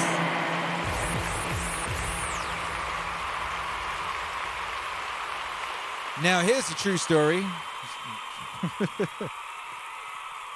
First time I was ever introduced to Joseph Rogan was back in my former life as a music journalist. I was a music journalist way back in the day, around 2000, and it was all part of my evil plan to become, a professional musician. I was like, if I sneak in and become a music journalist, then I'll be in the music industry and I can get a record deal and shit, because that's what you used to have to do back in the old days. And I was influential, And press officers, they'd come to me and they'd be like, Akira The Don. I wasn't called Akira The Don, but let's just pretend they were saying Akira The Don. They'd say, you've got clout. That's what they meant. They're like, here's this thing that we've got, and we want your clout to help us launch this thing. And they had this thing they wanted to launch, and it was a little show called Fear Factor.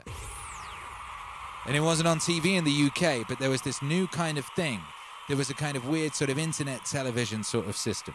Way before Netflix, way before everything there is now. It was some kind of slightly internet-related new TV network, and its main show that it was using to try and push things was a reality show called Fear Factor. And people were going to be eating bugs and shit like that, and there was this guy, Dr. Joseph Rogan, apparently was presenting it, And they gave me all these DVDs to watch, and gave us loads of stuff to give away in competition, prizes, and all this type of interview. The presenter of the show, and I literally just remembered this part of it. I forgot this bit of it. They asked me to interview him. And I didn't. And I can't even remember why. I basically just thought, we're doing a music magazine. I don't think I should be talking to like some guy from a reality TV show. You know, I don't think we need to be like wasting my time talking to a guy from a reality TV show. I'm going to talk to Andrew WK and Dead Prez this week. I'm pretty sure that's what happened. So strangely enough, I could have spoken with Joe Rogan 20 years ago. But anyway, this song is called Fear Factor.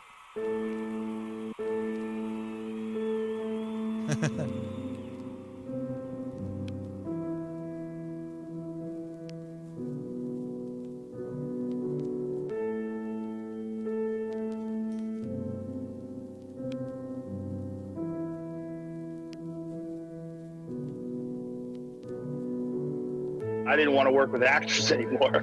So I was happy that Fear Factor was no actors. Since I had a background in coaching, I was used to teaching people and I was used to encouraging people and getting people motivated. When someone was nervous and they're about to do something, I could grab them and go, look at me. You could do this. Look at me. You can do this. Look at me. You can do this.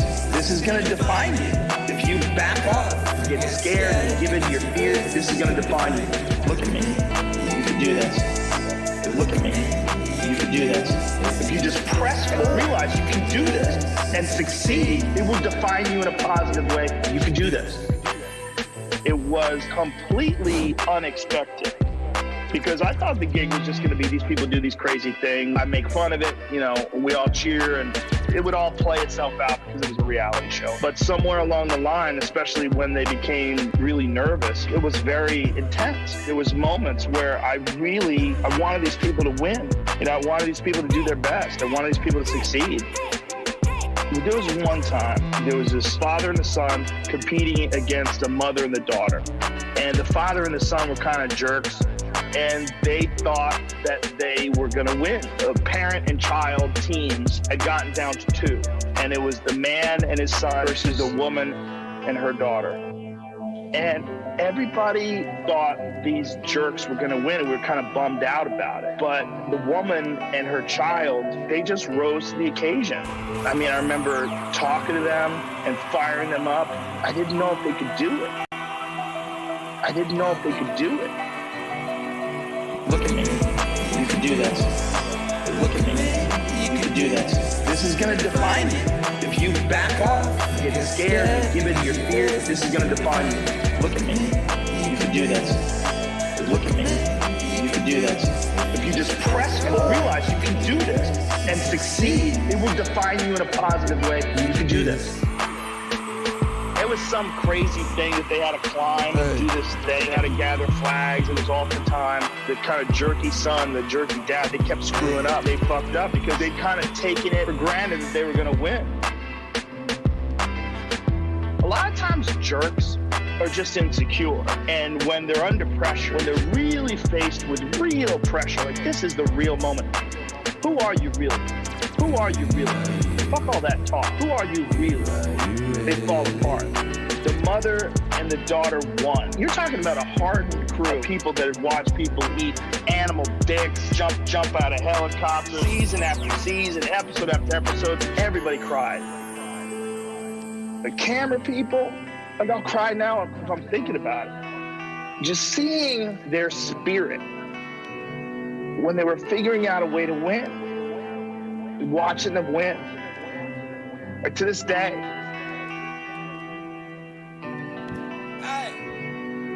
Look at me. You can do this. Look at me. You can do this. This is going to define you. If you back off, get scared, and give in to your fear, this is going to define you. Look at me. You can do this. Look at me.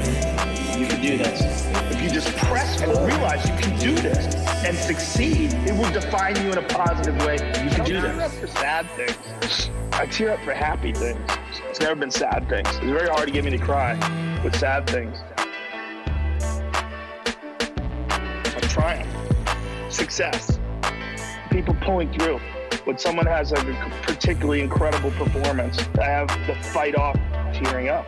I feel so happy for them.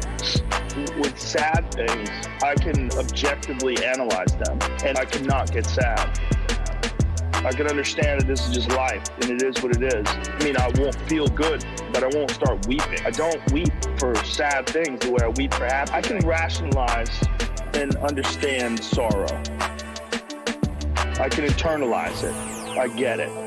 I just get so happy for people sometimes when things go well. As a human being, you realize how hard it is to overcome competition or these difficult moments or these moments when you're tested.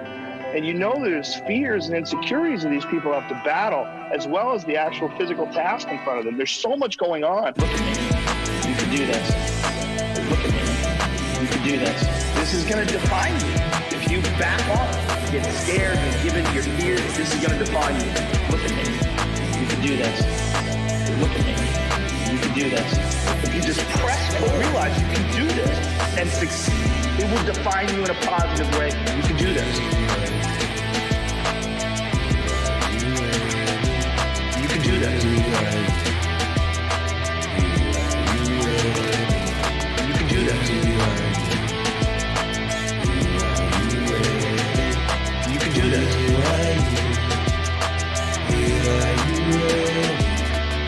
this.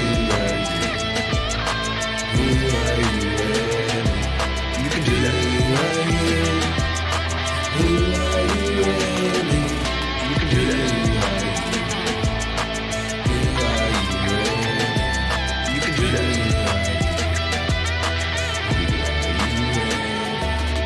I am a student of human will. I love stories of discipline and success. I don't even like going to movies where they're sad. I'm not interested. I know it's sadness. I've been sad. I get it. I'm not interested in getting that in a form of entertainment.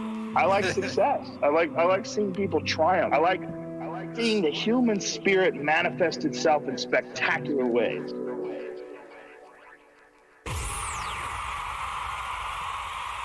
Make some noise for the human spirit manifesting itself in spectacular ways. That was Fear Factor from Experience, the Akira The Don and Joe Rogan LP. And I gotta say, when I was making that, I kept dropping little solitary single, like, you know, the tear that just like goes, that one was getting me, baby. That was getting me. And there was something in the way, like the harmonics, that the instruments and everything all combined.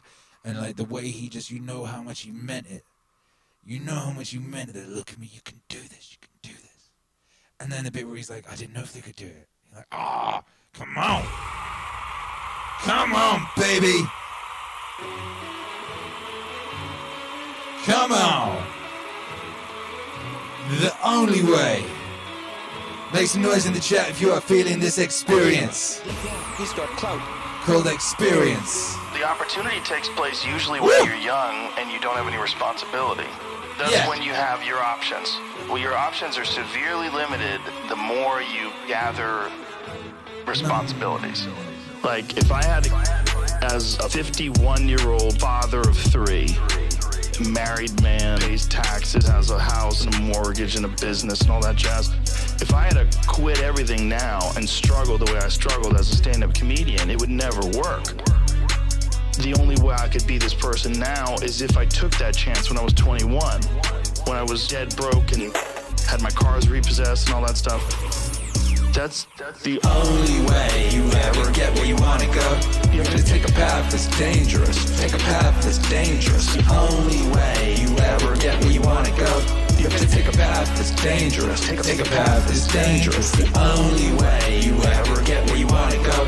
You're gonna take a path that's dangerous. Take a path that's dangerous. The only way you ever get where you want to go. You're gonna take a path that's dangerous. Take a path that's dangerous. And most people want to take the safe path. The safe path leaves you stuck in quiet desperation. Almost every time. It's hell. It's hell. You're selling insurance or some other shit that you care zero about. It's hell. It's hell. It's hell. The only way you ever get where you want to go. You're gonna take a path that's dangerous. Take a path that's dangerous. The only way you ever get where you want to go. You're gonna take a path that's dangerous. Take a path that's dangerous. The only way you ever get where you wanna go. You're gonna take a path that's dangerous. Take a path that's dangerous. The only way you ever get where you wanna go. You're gonna take a path that's dangerous. Take a path that's dangerous. The way you can change is you have to put aside enough money to give yourself a window. And then you have to have a plan, and you have to spend all your waking hours outside of whatever shit job you do planning your escape. And you have to come to the realization very clearly that you fucked up and you got yourself stuck. So whatever you're doing, you have to do it like your life depends on it.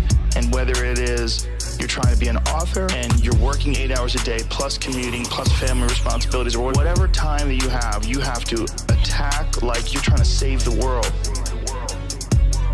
You're trying to save your life. You don't want to drown. That 1.5 hours a day that you have to write, god damn, you better be caffeinated and motivated. You gotta go. You gotta get after it. You gotta go. You gotta get after it. Get after it. The only way you ever get where you wanna go. You have to take a path that's dangerous. Take a path that's dangerous. The only way you ever get where you wanna go. You have to take a path that's dangerous. Take a path that's dangerous. The only way you ever get where you wanna go. You have to take a path that's dangerous. Take a path that's dangerous. The only way you ever get where you wanna go. You have to take a path that's dangerous. Take a path that's dangerous. Get where you wanna go. Take a path that's dangerous. Take a path. The only way you ever get where you wanna go. You gotta take a path that's dangerous. Take a path that's dangerous. The only way you ever get where you wanna go. You gotta take a path that's dangerous. Take a path that's dangerous. The only way you ever get where you wanna go. You gotta take a path that's dangerous. Take a path that's dangerous. You gotta have discipline. Most people don't have those things. Most people don't understand what it's like to really go for something. And to know that the consequences of not doing that are horrific.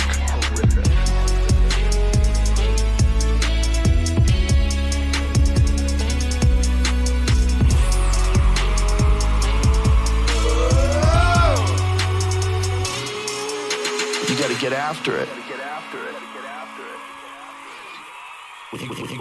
gotta get after it. You gotta get after it. Yeah, baby, you do. Yeah, you do. Hey, bless up, Andrew. Appreciate you, baby. Bless up, Frankie Braids, GG, Big Dog Rider.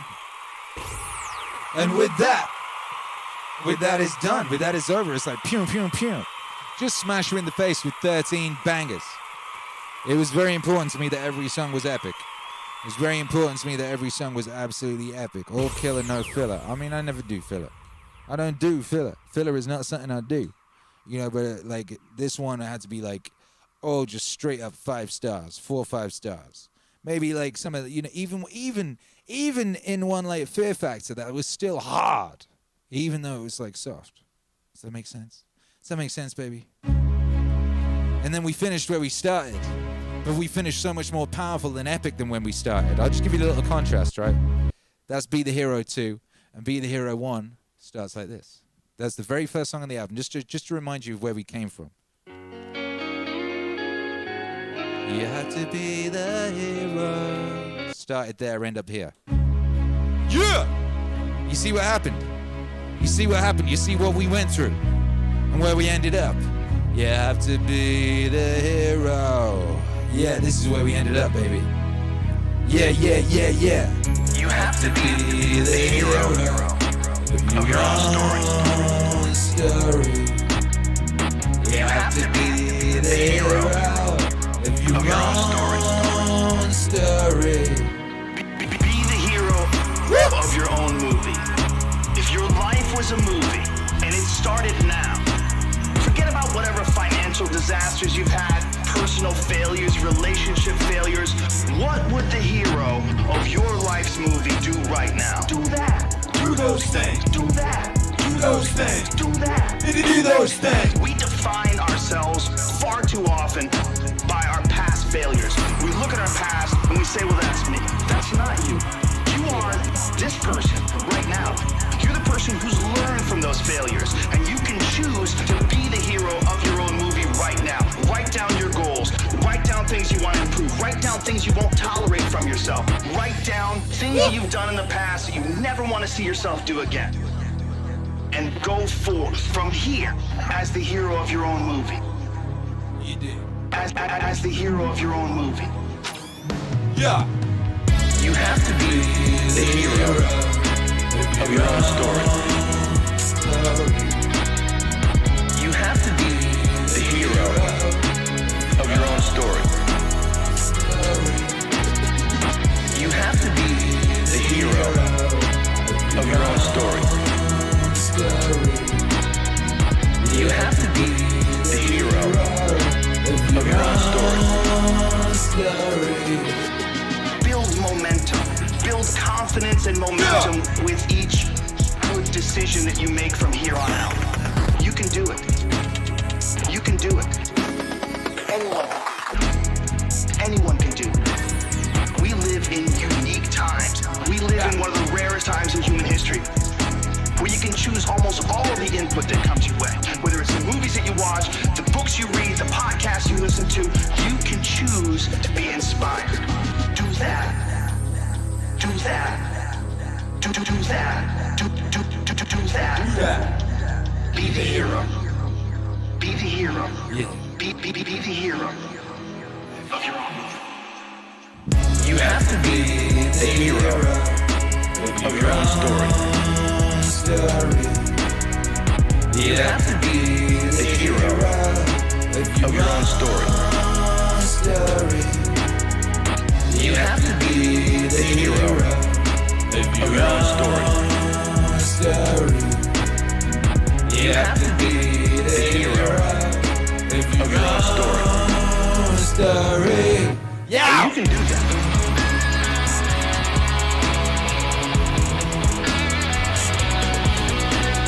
Great day. Woo! Great day. Woo! Great day. Woo! Great day. Woo!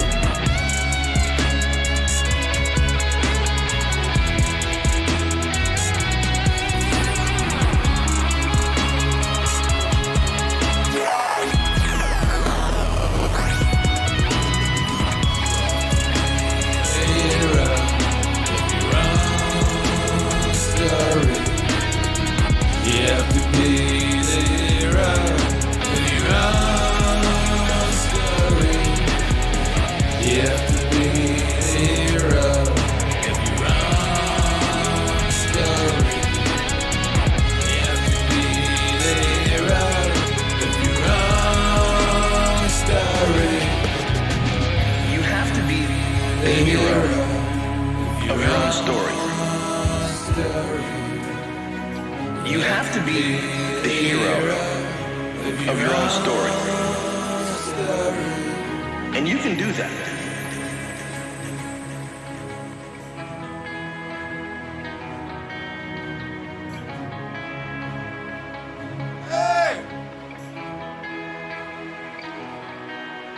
And you can do that.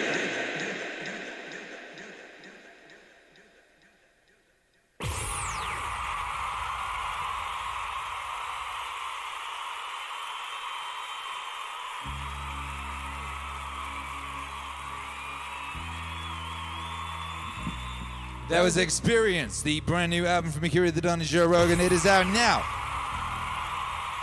Experience exists. The Joe Rogan Akira The Don album exists. You've been asking for me for it every day for 2 years. It exists. Shouts out to everyone who was patient. Shouts out to everyone who's patient. I do remember once someone sent me a message and went something along the lines of this. I've been waiting a year or something for a Joe Rogan album. If you haven't done one yet, I'm unsubscribing from you. F you, you something.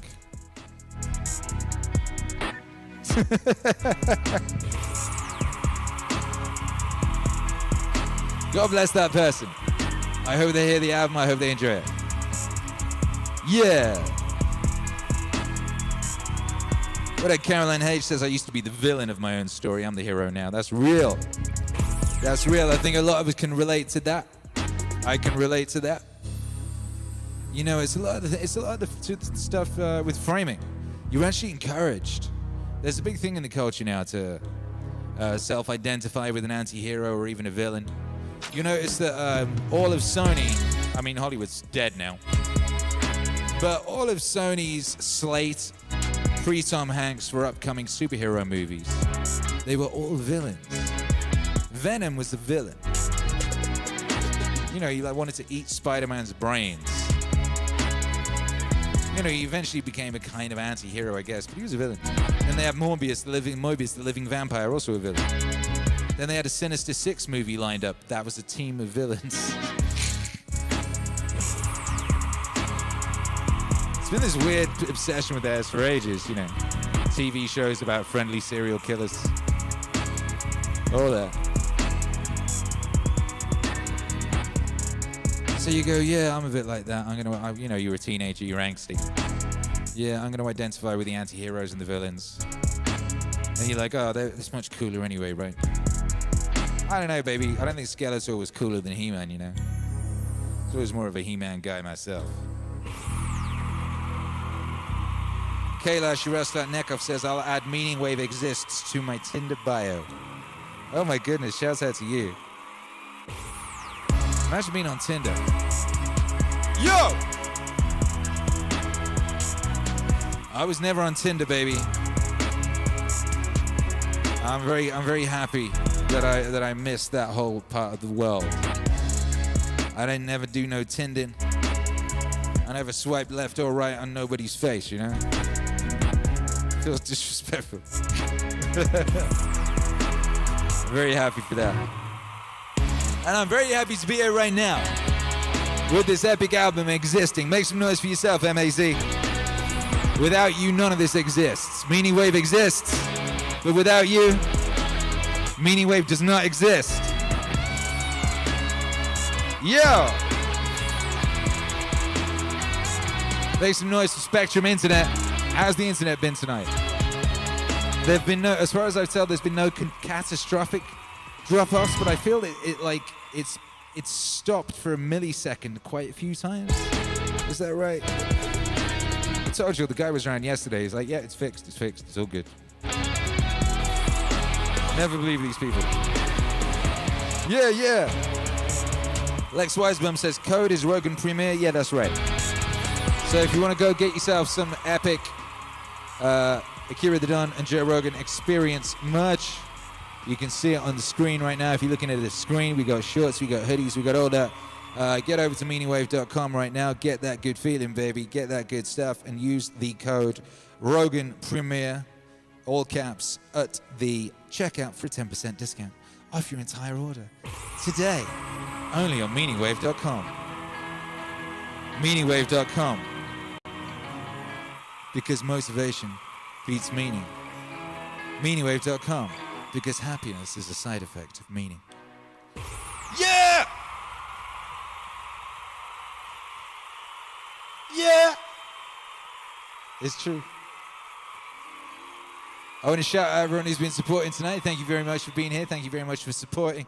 Without your support, this would not occur. Your support makes it okay for us to spend 4 hours a day streaming, baby. And so thank you to you, you know. Big shouts out to you. Who am I shouting out right now? My wrist. Oh, my Lord. I really need to get one of these Madonna microphones. Oh. Oof. Hello. Hello, thank you, Matt Lally. ATD on the JRE before the conclusion of 2020. Boom. Make it happen, baby. Dream that into existence. Dream it into existence. I meant to play the instrumental. Sorry, Joseph. I had to play the instrumental. You have to play the instrumental because you don't want to talk over other people talking. What up, Maria Lizak? What up, everyone who was doing push-ups during that? I couldn't quite tell what was going on during that. It seemed like lots of people were doing push-ups. Is that right? Matt Lally, MH Digital Web, thank you, baby. Thank you, Red King. This one goes out to all the people slowly becoming the heroes of their own story. Bless up Mans and Akira. Bless up you, Red King. Bless up Axel Stacks. Bless up Jareth O, new member. Bless up In Madness Lies Sanity. Bless up Frankie Blaze, and bless up Andrew Camaromi. Bless up all of y'all, and particularly bless up Chris O'Dell for linking us up, and bless up Joe Rogan for permitting this to exist, and the whole team as well. Bless up that whole team over there. God bless all of y'all. You have to be. Whoa. You have to be. You have to be. Kayla says, shouts out to Akira, man. I think you don't realize how much good you've created with this album. Hey, thank you. I mean, I intended to create good.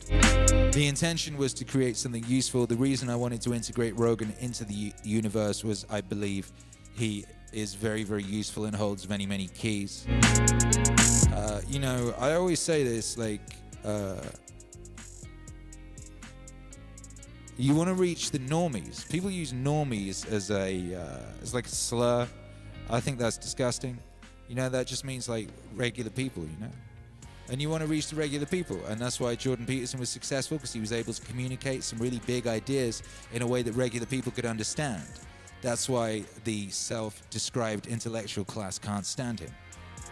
I think they use that. What was that sneering thing they once said about him? He's like a smart guy for dumb guys or something like that, right?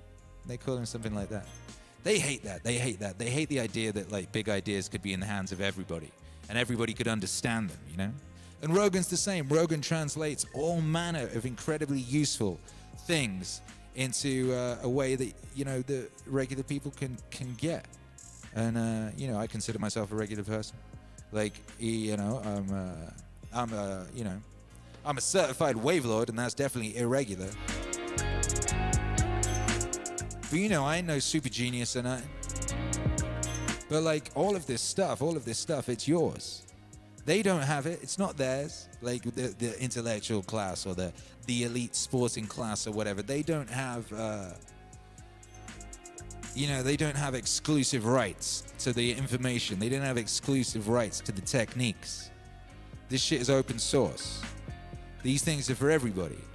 And in building the Meaning Wave universe, I've been very carefully and deliberately building brick upon brick upon brick, a sequence of ideas and techniques and skills, concepts that will help you become that hero of your own movie, baby. And this key right here is called Experience. It's called Joseph Rogan and Akira The Don. Experience the album. I hope you find it useful in your life, baby. And I want to thank you for being here and allowing me to create this stuff. You know, if you don't make stuff, there is no stuff. But if you don't buy this stuff, you can't make this stuff. You know, if you don't listen to this stuff, you know what I mean? What use the stuff? So thank you for your inspiration, your motivation, your attention, your energy, your love, your brilliant ideas, your attention, your support, your righteous bad motherfuckerdom, baby. I appreciate you. I won't be able to do this without you. And with your assistance, you know, with your help, with your energy, and with your permission. I don't have that permission. But it is that, because yours, by being here and by engaging, you're saying, yes. Yes, Akira the Don, go forth, do the stuff. So, you know, with that, we will, because it ain't just me, we will continue to boldly stride forward to our destiny and keep furnishing you with an increasingly powerful universe of music for you to help you integrate the wisdom of the ages and the skills you need to be the best you can be, baby. Coming up in the Meaning Wave universe, Jocko 2, JBP Wave 10,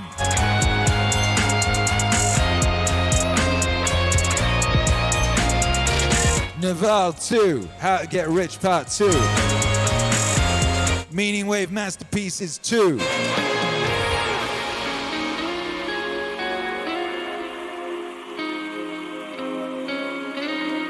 And a whole bunch of stuff I ain't gonna spoil the surprise of. Cause you know how I love surprises, baby. We're here every night at 7, every morning at 7. Every time the clock hits 7, I'll be right here, baby. There'll be some beautiful lighting, and there'll be some beautiful music, and there'll be a beautiful me and a beautiful you. That's all I know, baby. Every time the clock hits 7, that's the truth. We'll be here at 7 a.m. tomorrow morning on Twitch. We'll be here at 7 tomorrow evening on YouTube for that Saturday night throwdown, baby, that party. That Saturday night splash. You know how we do. You know, and if you want to support the wave, you know what to do. You can go to meaningwave.com and get that new merch, and you can use that 10% discount code, Rogan Premiere, and get 10% off your whole order. You can become a member of the channel. You can become a member of the Patreon. You can go to Bandcamp and download all of the music or some of the music. Up to you. You can smash that like. You can share that link. You can ring your mom. You can ring your priest. You can go onto the Instagram of your favorite person. You can go hashtag MEANINGWAVE exists.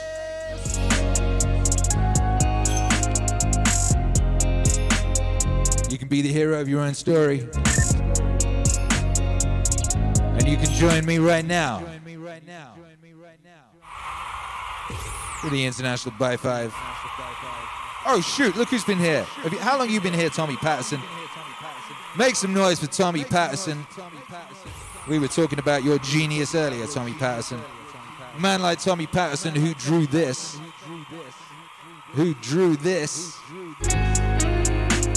Make some noise for Tommy Patterson in the chat by Joe. Tommy Patterson was showing me a comic book he's been working on the other day. It's epic. Ooh, what an epic comic book. Yeah.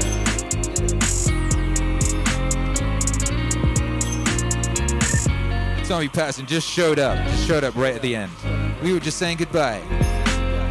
Tommy Patterson exists.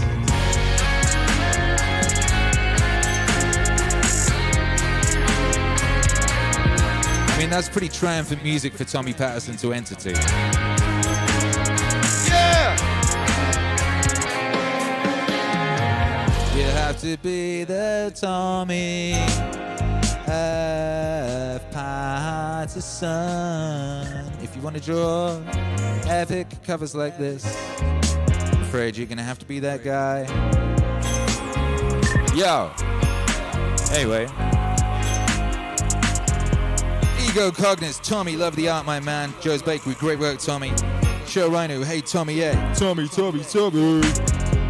Yes. You have to be there.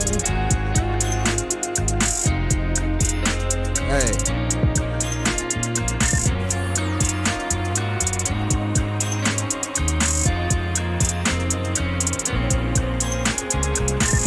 Anyway, we're gonna do that by 5. And then we can all go over to MEANINGWAVE Radio. We can go over to MEANINGWAVE Radio 24/7, the other stream on this channel that's there right now. We can go hang out over there. Isn't that beautiful? Yes. Yeah! MEANINGWAVE exists! Tommy F. Patterson exists! MEANINGWAVE Radio 24/7 exists! Akira The Don and Joe Rogan Experience exists!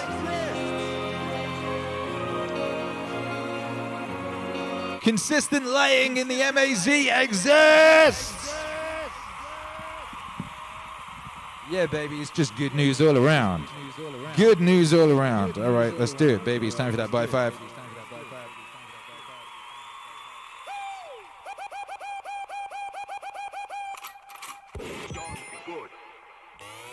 3, 2, 1.